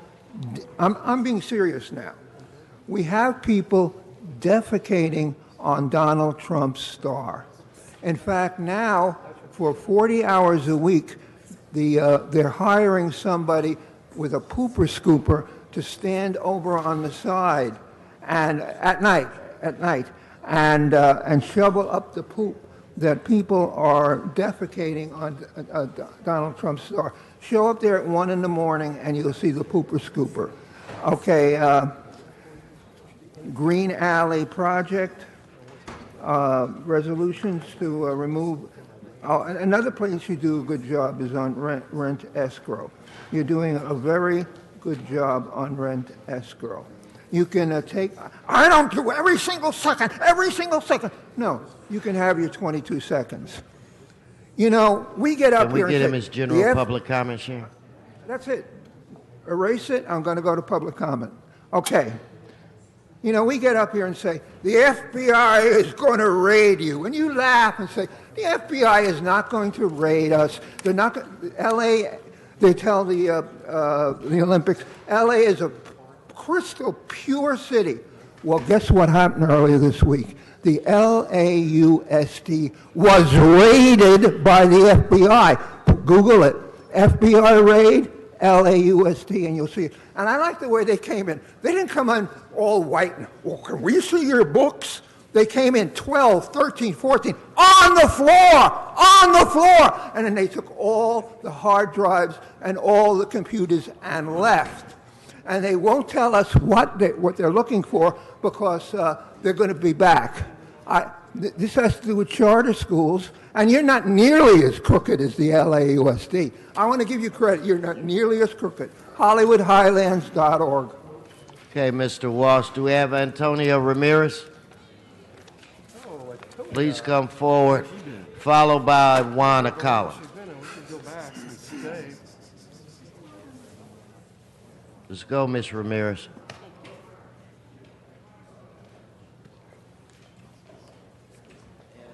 Her items are 2, 10, and 13. And then general public. I'm sorry, did you say number 7? No, you have items 2, 10, and 13. Those are the items that you can speak on Thank today. you very much. I appreciate that. Okay. Yeah, number 2. First of all, it talks about Public Works and Gang Reduction Committee report on Figaro Street between Florence Avenue and 73rd Street. First of all, these two items should be separated. Public Works should stand alone and Gang Reduction Committee should stand alone. These are two heavily concentrated topics that need their own time. So gang reduction, until you get rid of all the goddamn gangs, will you be able to clean all these streets? Figueroa is a disaster. The Bonaventure doesn't do its service. Figueroa, from where it starts to where it ends, it is a destruction. Graffiti, vandalism, poop, urine, the stench, it's everywhere. It's a shame that we live in LA with such gorgeous buildings, and the buildings don't do service because it all stinks. Now the Bonaventure stinks as well too. And what other item did you say? Item 10 and number item 10. 13. Okay. I'd like to go ahead and pass on number 10, even though I know that no matter what you do to make cities better, you cannot you cannot revive a city until you get rid of the goddamn gangbangers and the wetbacks. Stay on the And item. number 13, this is a motion by Harris Dawson Wizar, and this is an oversight committee for Proposition HHH, the Homeless Reduction Prevention Housing. Now, ladies and gentlemen, as we already know, no bond measure is going to help the homelessness because the Mayor, Eric Garcetti, and council members who work on the homeless committee, they are nothing more than unethical pandering pussies. Why? Because the truth is they do not want to get these homeless people into housing. And sadly, they're using most of the money to subsidize the wetbacks and the gangbangers, these racist hate mongers. No, stay on the subject. No, you're not. No, you're not.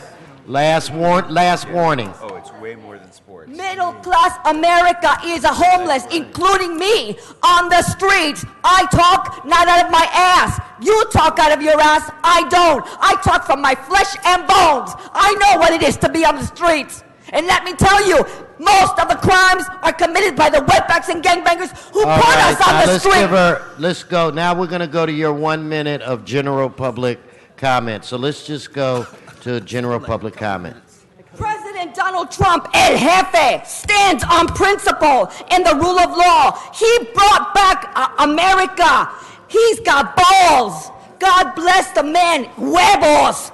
Never have I seen a white guy with balls, but this man stands for right and wrong. And furthermore, Mr. Donald Trump, he loves America. He's patriotic. He loves the United States military, and he loves our pilots, and he loves this country inside and out. And furthermore, no more radical feminism, no more imitation penises philosophy.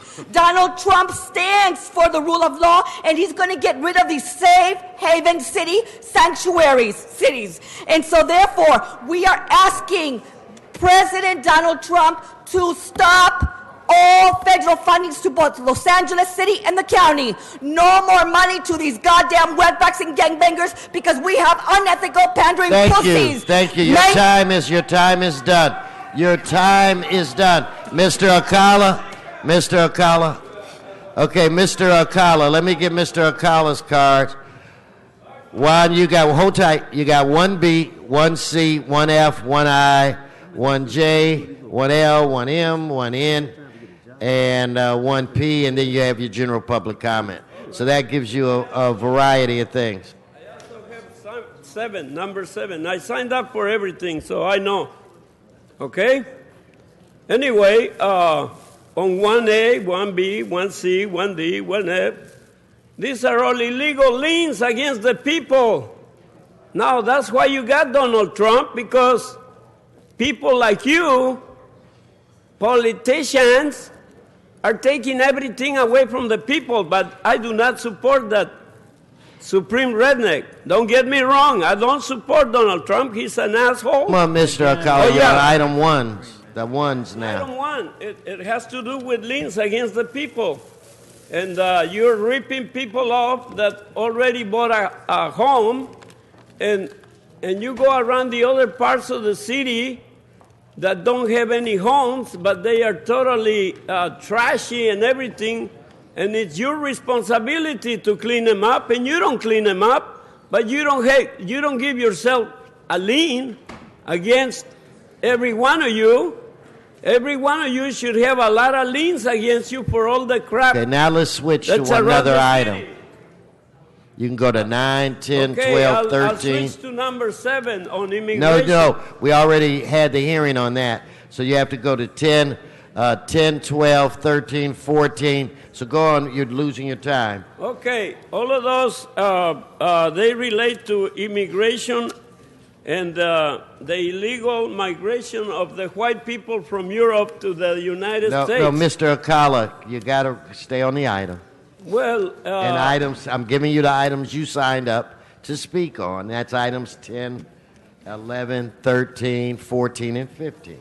Yeah, those items are too complicated. I can't even find them. So why don't we just go to your general public comment then, starting starting Yeah. now, where you can say whatever you want to say. Okay, you can have the rest of your minutes, but in my public comment, I'll say it's white painted bitches like this lady that comes and bashes on the immigrants, particularly the Mexicans. It's Donald Trump and his redneck host of illegal immigrants from Europe. It's the whole society, the whole world is about to blow up. Donald Trump has the finger on the trigger of the atomic bomb, and so do the Chinese and the other people around the world that have the atomic bomb. So why don't we just blow ourselves up and start all over, huh? And get bitches like her out of here. And Donald Trump, get bitches like Donald Trump out of here. We don't need people like that. People, no. Animals like that. We don't need animals. Thank you. So let's get Mr. Spindler. Mr. Spindler, you have 1, 2, 9, 10, 12, 13, 14, and 15. No more than 1 minute on each item. Go ahead, Mr. Spindler. Okay. Let's see what we got here. Number one. I got a fucking liens. Let's see. Fucking here. Fucking protest. Fucking appeals or fucking objections relative to fucking proposed liens for fucking nuisance abatement costs. Well, CD7 is a fucking lien. And a CD7 2 liens. I thought that CD7 was under the control of the presidency here. I thought that CD7 was going to be taken care of. But it seems that we got lied to. I talked to the councilman from CD7, but it's a vacant fucking seat. So there's nobody in this chair for CD7.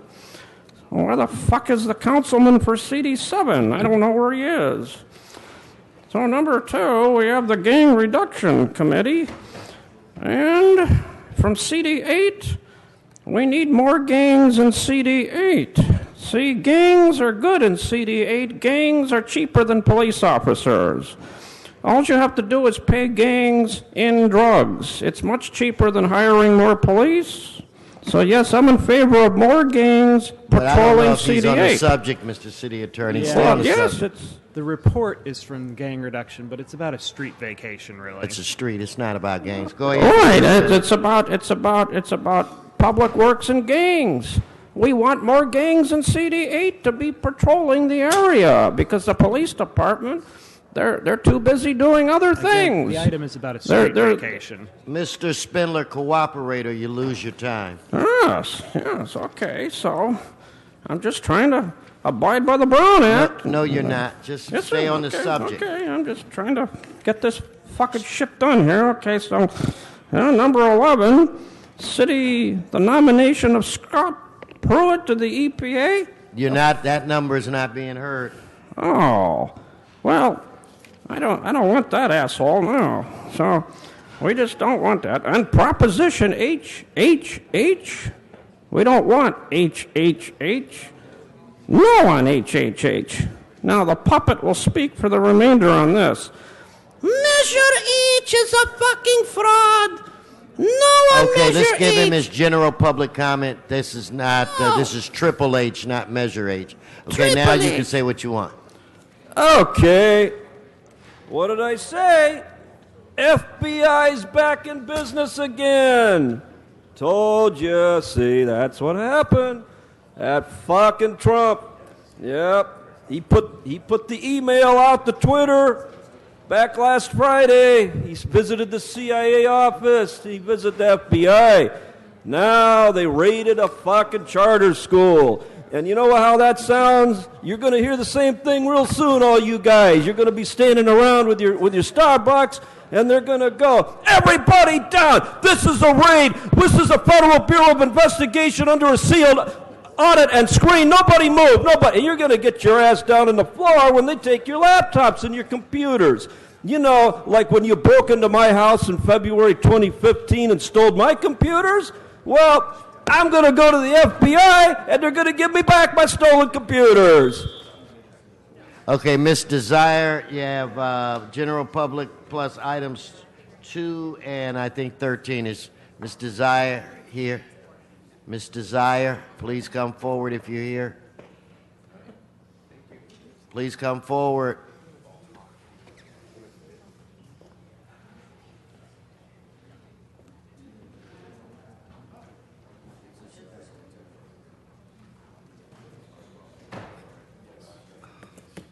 Is this only public comment? Well, you'll do this, and then you get your general public comment. All right, my name is Mello Desire. I'm an advocate for homeless and youths in South LA as well as Skid Row. Currently, I would like to discuss property 6200 that's on Gage and Broadway. This is one of the headquarters that we'd like to utilize and have the support of the city, especially Current Price, this is in his district, to help programs for housing, education, employment, nutrition, IT. It was awesome to see a lot of the kids from District 9 to come out here for a football trophy, but how much of their education that's being cut is my concern. While we have Dorsey, Washington Prep, and Crenshaw that are being cut from LAUSD, $1 million in 2015. You have to stay on the item now. I would. 2 and 13.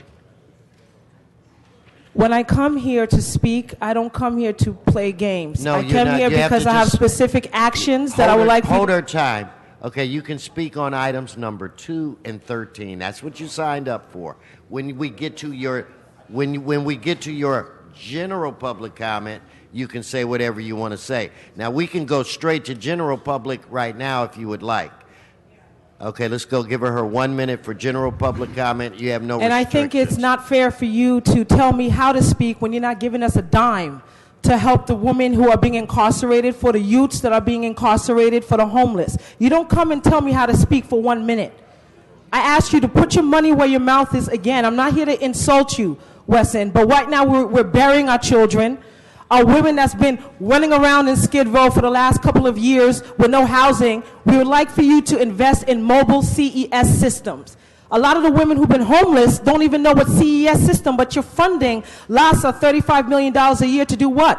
Why is the same women that I see that I live in roaming around still homeless 3 years later? So I'm asking you to take what I say seriously, because I'm not here to fight you. I'm here to let you know what is needed for our people, and please fund it. It's very small. 10 grand will go very far if you did it 3 years ago. But your son wants to smoke cigarettes instead of helping the people. I'm tired of you. Thank you. Okay, now that concludes our multiple section, Mr. City Attorney, where it relates to comment. So we're going to quickly vote on items 8, 9, 10, 12, 14, and 15. If we would open the roll. Mr. President, item 10 has a substitute motion which has been posted and circulated. Council can vote whether to substitute that, or would you like... We'll do that. Yes. And just for the record, the substitute motion had been posted before any of the comments were taken. Yes. So you want to vote on the substitution and just take 10 separately? Yes, sir. So let's open the roll, close the roll, tabulate the vote. 11 ayes. So now we need to vote on it as amended, or what are you... Council can vote on the motion itself since it already been substituted. So let's open the roll, close the roll, tabulate the vote. 11 ayes. Now we'll go to 8, 9, 12, 14, and 15. Let's open the roll, close the roll, tabulate the vote. 11 ayes. Okay, now I'd like to go to item 13. I believe there are some cards on item 13. Do we have, I think we have some of the appointees maybe with us today. If so, they can begin to make their way towards the front. If not, I'm going to start off with the the people. Look, you are disrupting this meeting. You are sergeants, help her. Help her. No, you're disrupting the meeting, Ms. Desire. Thank you. And for the record, she's continuing to She's shout continuing and making it to impossible disrupt. to continue the meeting. Okay. So we're going to go to item 13 as she's being... She is still shouting from the back of the room and making it incapable of continuing this meeting. Okay, sergeants, would you remove Miss Desire?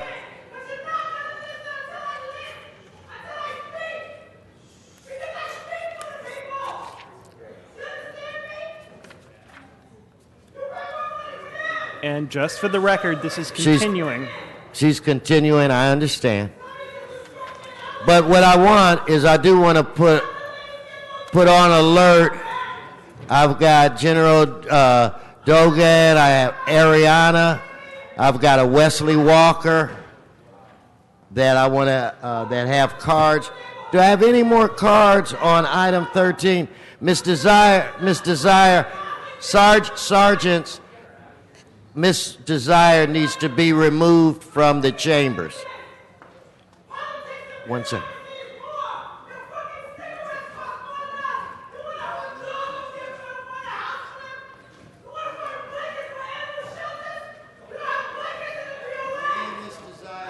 Miss Desire, thank you. Thank you. Hold tight.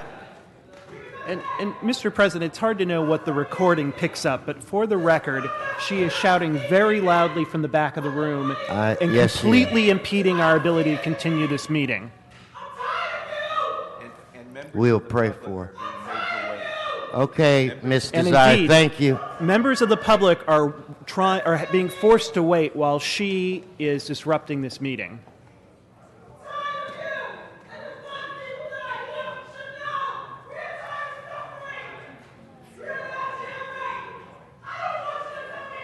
Again, she is still back there and is forcing the meeting to be on hold as she's removed. Thank you.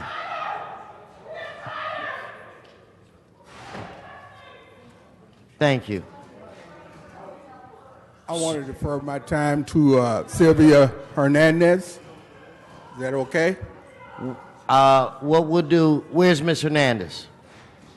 Miss Hernandez, I'm going to have you fill out a card in the back. So why don't you fill out a card? We'll start off with General. If you do a card in the back, could somebody help her? And we'll start with you then as she's filling out the card.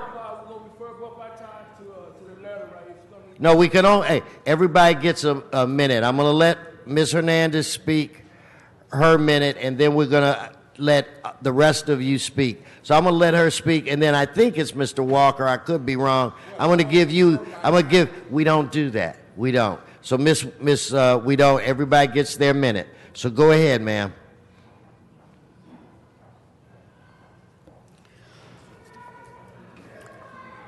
We are the Skid Row Collective organizers and service providers.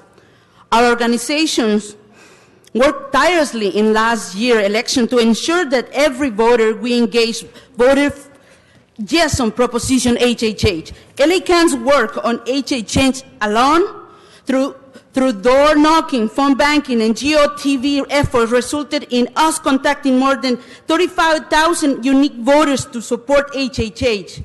Now that it has passed, proper implementation is key, and the Civilian Oversight Committee is critical to ensuring that these funds are spent wisely. It is also an opportunity to bring experts and advocates on homelessness and housing to the table to provide the valuable input required to make sure Proposition HHH funding is delegated appropriately. Lastly, we believe that there should be representation from those impacted homelessness. Expertise comes in many forms. Thank you. Thank you, Ms. Hernandez. No, we don't, Ms. Hernandez. We just have to go by the way the policy's set. But I do want to hear from everybody. Yes, General. So I'm going to finish reading the letter. So lastly, we believe that there should be representation from those impacted by homelessness. Expertise come in many forms, and those who live experiencing homelessness and are working directly with homeless populations is extremely important. For these reasons and others, we strongly oppose the appointment of Blair Bestine to this committee. Bestine is a business leader in downtown whose work has actually contributed to the displacement of low-income and homeless residents in our community. As opposed to the other proposed appointees, she has no expertise on homeless services, policies, or permanent support in housing development. Additionally, in recent years, she has been opposed to opportunities to get people off the streets and into housing, like the failed Cecil Housing Home for Good proposal that would have housed 300 people in our community, but are still homeless, living on the streets right now. So that's what we're here for, to say that we oppose Blair Burstein being appointed to this committee, oversight committee. We look at this as... Gotcha. Why don't we have...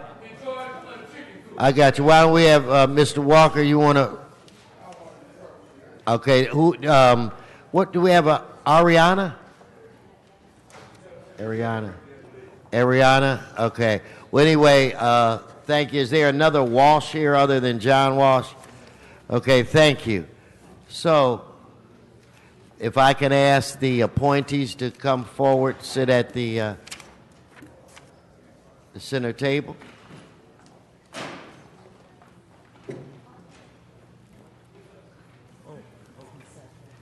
I want to welcome you all today. We're going to start off with Tanua, and what I'm going to ask, if you guys would briefly indicate who you are, what you've done, and we'll just kind of take it from there. There may be a question from the members of the council. There may not be. Members, these three appointees are the council's appointees on the Citizen Oversight Committee. Hi, good morning, Council. Thank you, Council President Wesson, and to the rest of the Council this morning. My name is Tanua Thrash Intuk. In my current capacity, I'm the Executive Director of the Los Angeles Local Initiative Support Corporation, a national intermediary, a community development financial institution that has contributed 9,500 units of affordable housing here in Los Angeles and multi-millions of dollars in capital for that affordable housing. I personally am an Angelino native, born and raised in South Central Los Angeles at 98th and Figueroa, and at one time myself as a youth found myself homeless. This particular matter is important to me not only personally but also professionally. Before coming to LISC, I was also executive director at the West Angeles Community Development Corporation, where I oversaw the development of more than 400 units of affordable housing in South Los Angeles. I'm hoping that my appointment to this commission will allow me to be able to share the insight of those who work very hard every day to build the housing that's necessary, including permanent supportive housing, for our community here in Los Angeles. Thank you. Okay, now, wait one second. Mr. Spindler, you're not before the microphone, so let's let our other people speak. Please stay quiet. Yes, ma'am. Hello. Thank you for your time, and thank you to all of our board. My name is Tiffany Boyd. I am a former foster youth, current full-time employee, and full-time student. I myself have been personally affected by homelessness through an unfortunate, actually a couple unfortunate experiences that I had gone through, and also my schizophrenic mother, who has been in and out of the streets, who we currently take care of, myself and my other emancipated siblings who have come out of care.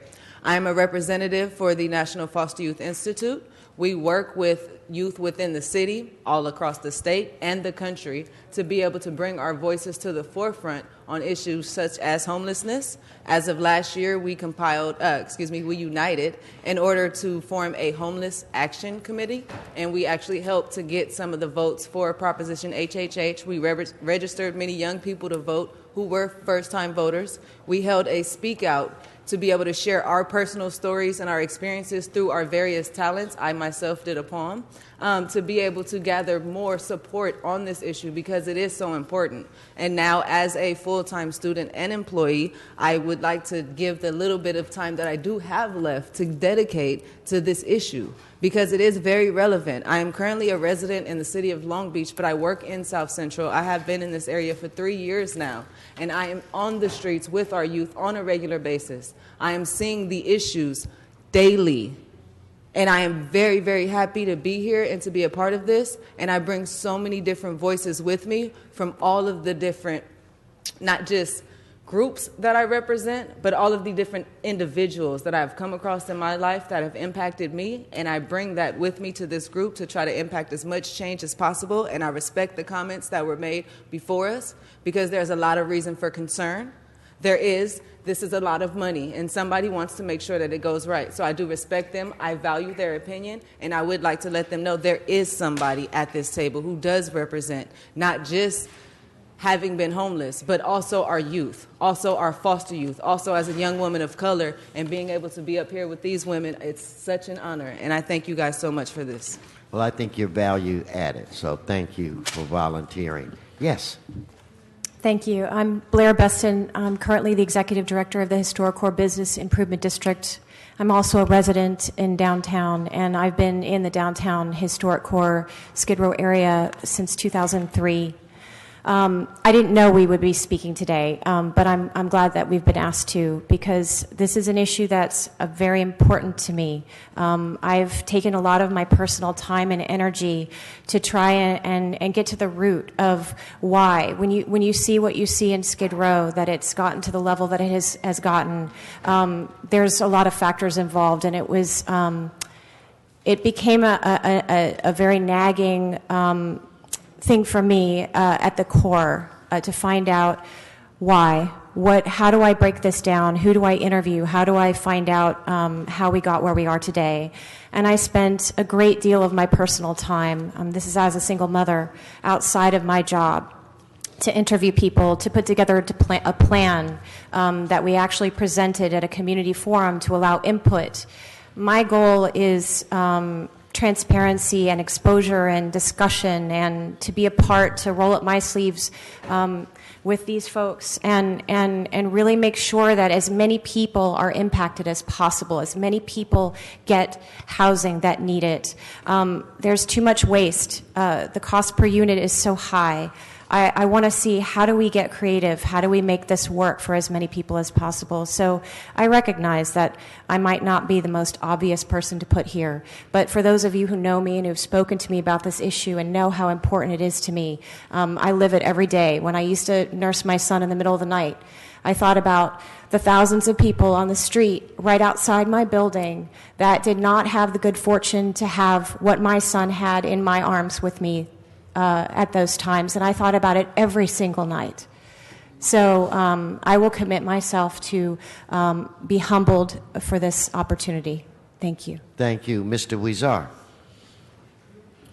Thank you, Mr. President. First, I want to thank the nominees for their willingness to put time into this. As we all know, we passed Measure HHH with resounding support from the voters, and one of the things that the voters most often asked about, or our polling showed that people wanted to see, was some accountability other than the city infrastructure, to make sure these funds were being spent properly and to make sure they're going to the most effective use to house our homeless. So I look at all your backgrounds, and I think we have a very diverse group of people with different experiences to make that happen, and we appreciate that. We look forward to working with you on the expenditure plan, which we hope to get before council by April 1st, to ensure that we get our dollars out as quickly as possible. As you know and you've stated, the situation on homelessness in the city is beyond what any of us would want to see. And we would hopefully get this out as soon as possible. There's going to be a lot of work in the next months ahead, and we truly appreciate your time. And I know, Blair, working with you in downtown LA and a portion of my district, you have been involved with this even before the city decided to step up with our strategic plan. You got together a number of nonprofits, a number of stakeholders in the area, and came up with your own homelessness plan because the city wasn't doing anything at that time.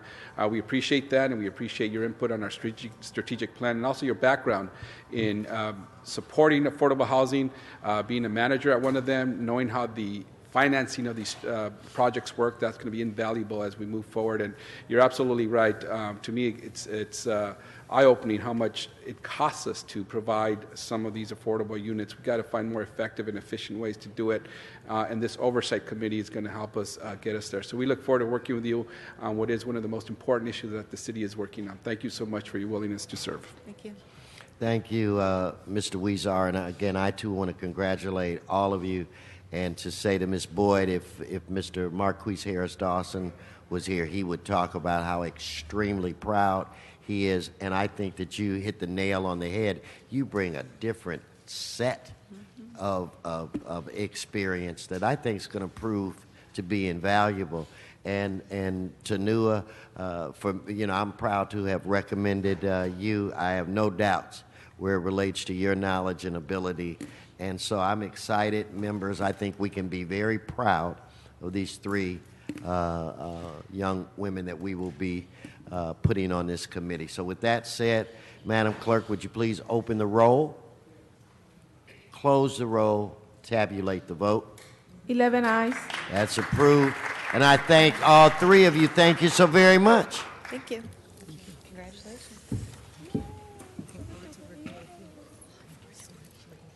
Let's bring item one. Let's vote on item one.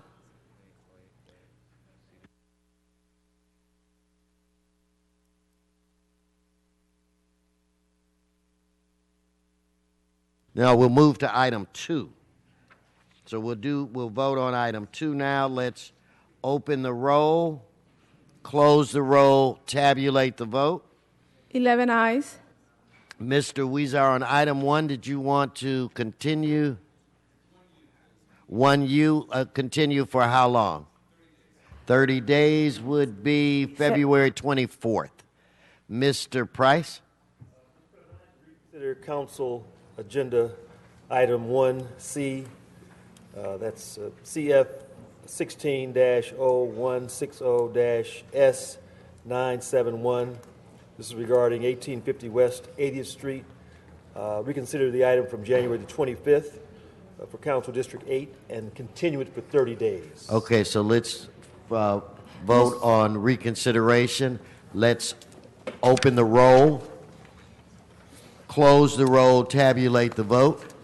11 ayes. Okay, that item will be continued until the 24th of February as well. Mr. Cedillo, did you? Item number 9, urgent forthwith. Item 9, forthwith for at Mr. Cedillo's request. Let's now vote on item 1. Item 1. Let's open the roll, close the roll, tabulate the vote. 11 ayes. Okay, that brings us where? That brings council to motions for posting and referral. Hold on one second. Are there any additional general public comment cards, though, that I may have missed? Okay.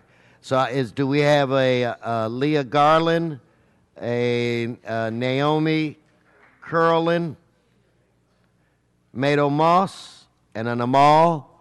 Please come forward and identify yourself. Yes. Hi, good afternoon. I'm Dr. Leah Garland, and I'm here to ask you to stand up for our future and to reject Scott Pruitt's nomination for his cabinet post. The role of the EPA is to protect our air and water through laws, and the EPA endorses laws and enforces laws. Scott Pruitt, as Attorney General of Oklahoma, has failed to prosecute blatant violations of environmental laws. How can we support Scott Pruitt to lead the EPA? Pruitt has been a key architect of the legal battle against Obama's climate change policies. He is in step with Trump's views that the climate change and climate science is a hoax. Trump has vowed to cancel the Paris Accord and has attacked Obama's Clean Power Plan, his signature global warming policy. Pruitt, please reject his nomination. Thank you, Doctor. Before you leave, and for anybody else that's going to speak on this subject, let me just say this. we continued this until Tuesday because we're going to expand that list. So it's not that there's concern or what have you. I think individuals would like to add additional names. So I just want to make sure you know that. So if I could have the next speaker come forward and identify yourself. Naomi Kurland, and I'm speaking in relation to that, but also about the expansion. So this is a city whose constituents care deeply about our natural environment. In the past election, California upheld the plastic bag ban, and LA voted in favor of a parks tax and a tax to expand light rail and bike paths. Last year, this city council unanimously passed the Clean Up, Green Up ordinance, and communities as near as Long Beach and as far as Minneapolis are looking to replicate it in their cities. When Los Angeles speaks up, the nation listens. Let's send a clear message. We care about our natural environment and how lack of regulation affects our public health, and we do not support the appointment of Scott Pruitt for EPA or any of the climate change deniers in the Trump administration. Last Saturday, Los Angeles made world news with 750,000 people taking to the streets to oppose the Trump administration. I urge the City Council to listen to the mandate of the people and publicly reject this administration. Thank you. Last Saturday was pretty awesome, huh? Yeah. Please identify yourself. Good morning. Mado Most, speaking Yes. about the nomination of Scott Pruitt. The EPA's basic mission is to protect human health and the environment, air, water, and land, and to ensure compliance with environmental laws passed by Congress, state legislatures, and tribal governments. I believe that Scott Pruitt is intent on limiting the EPA's oversight. He has criticized federal rules protecting air and water and tackling climate change. He has sued the EPA 14 times. He rejects the established science of climate change. He disbanded the Environmental Protection Unit in his own office and has done nothing to protect the environment in his state of Oklahoma. He should not be appointed to head the EPA. Thank you. Thank you. Please come forward, identify yourself. Pull the mic down. Yes, please. My name is Amal Iskandar. I just find this in my door, and I didn't get before any notice about any thing I did wrong in my house. Sergeants, can you get that document? And can you give me your address? Holder time. It's 8435 Mainwood Place, Panorama City. Give it to me again. The address is what? It's 8435 Mainwood Place, Panorama City, 91402. Okay, so why don't we do this? I'm gonna that item, and I don't know if I didn't call you earlier or what have you, but we're gonna continue that item, or was it already continued? Let me hear. Now that item, I'm told, is continued until February 28th. So where is our? I didn't see no inspector. No, but Mr. we are. President and Charles, could you speak to her? That item has been continued, so you do not have to worry about it today. Would you see the man over here waving at you? Yeah. If you would chat with him, we have continued that item, and I'll have a staff member try to help with you as well. So if you go over on the side, I'm going to have somebody from my office and his office talk to you. But okay? I have something, my dear owner. Okay, I can afford this amount of money. I get that. That's why I'm going to have somebody talk to you from my office. My office that's going to try to help you. So if you go over to the side, we will try to take care of that. At least we have over 30 days before we'll have to deal with it, and I'm going to try to get that reduced for you. Okay? So go on to the side. Are you two together? And maybe you can go to the side, and we'll try to see Charles and Justin. See to the right? He should wave at you.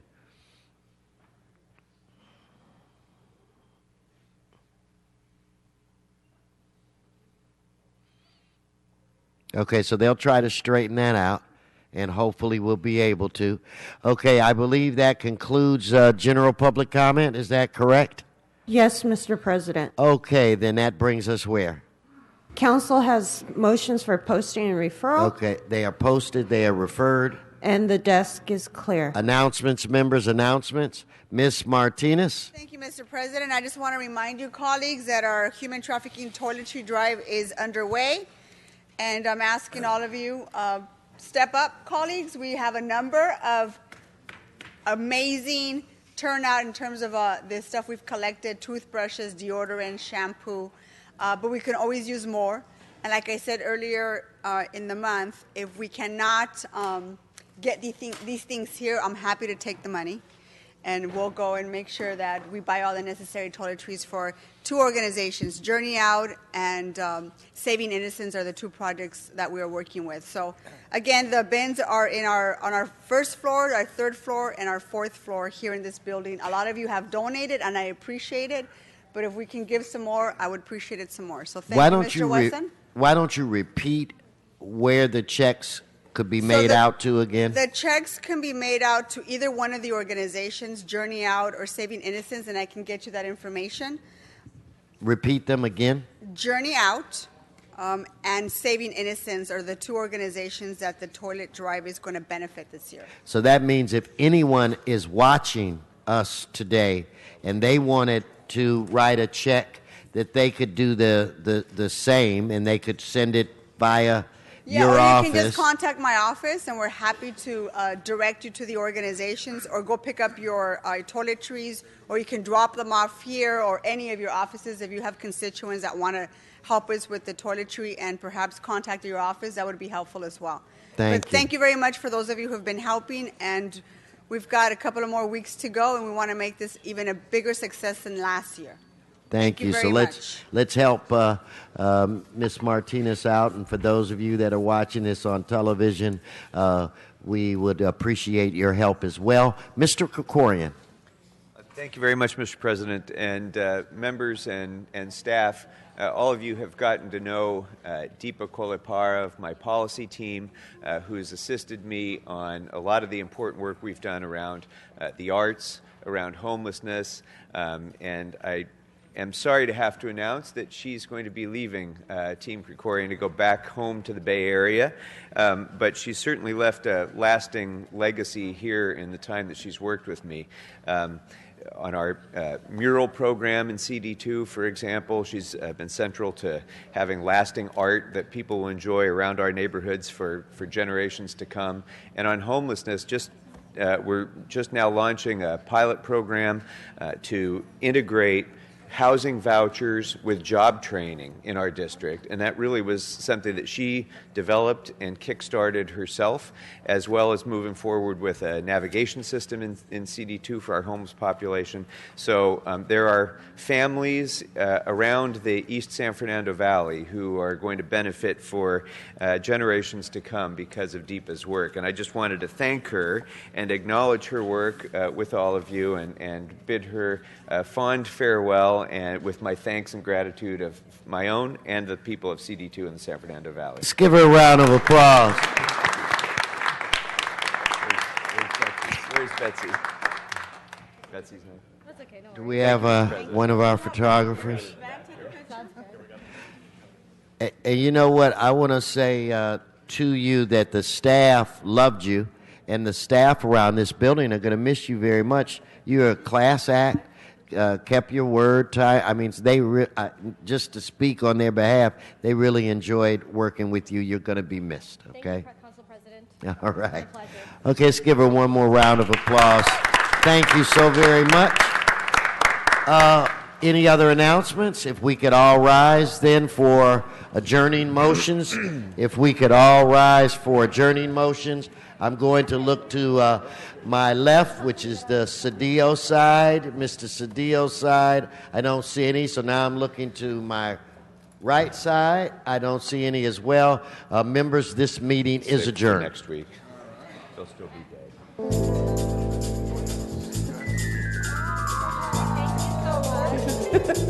dead.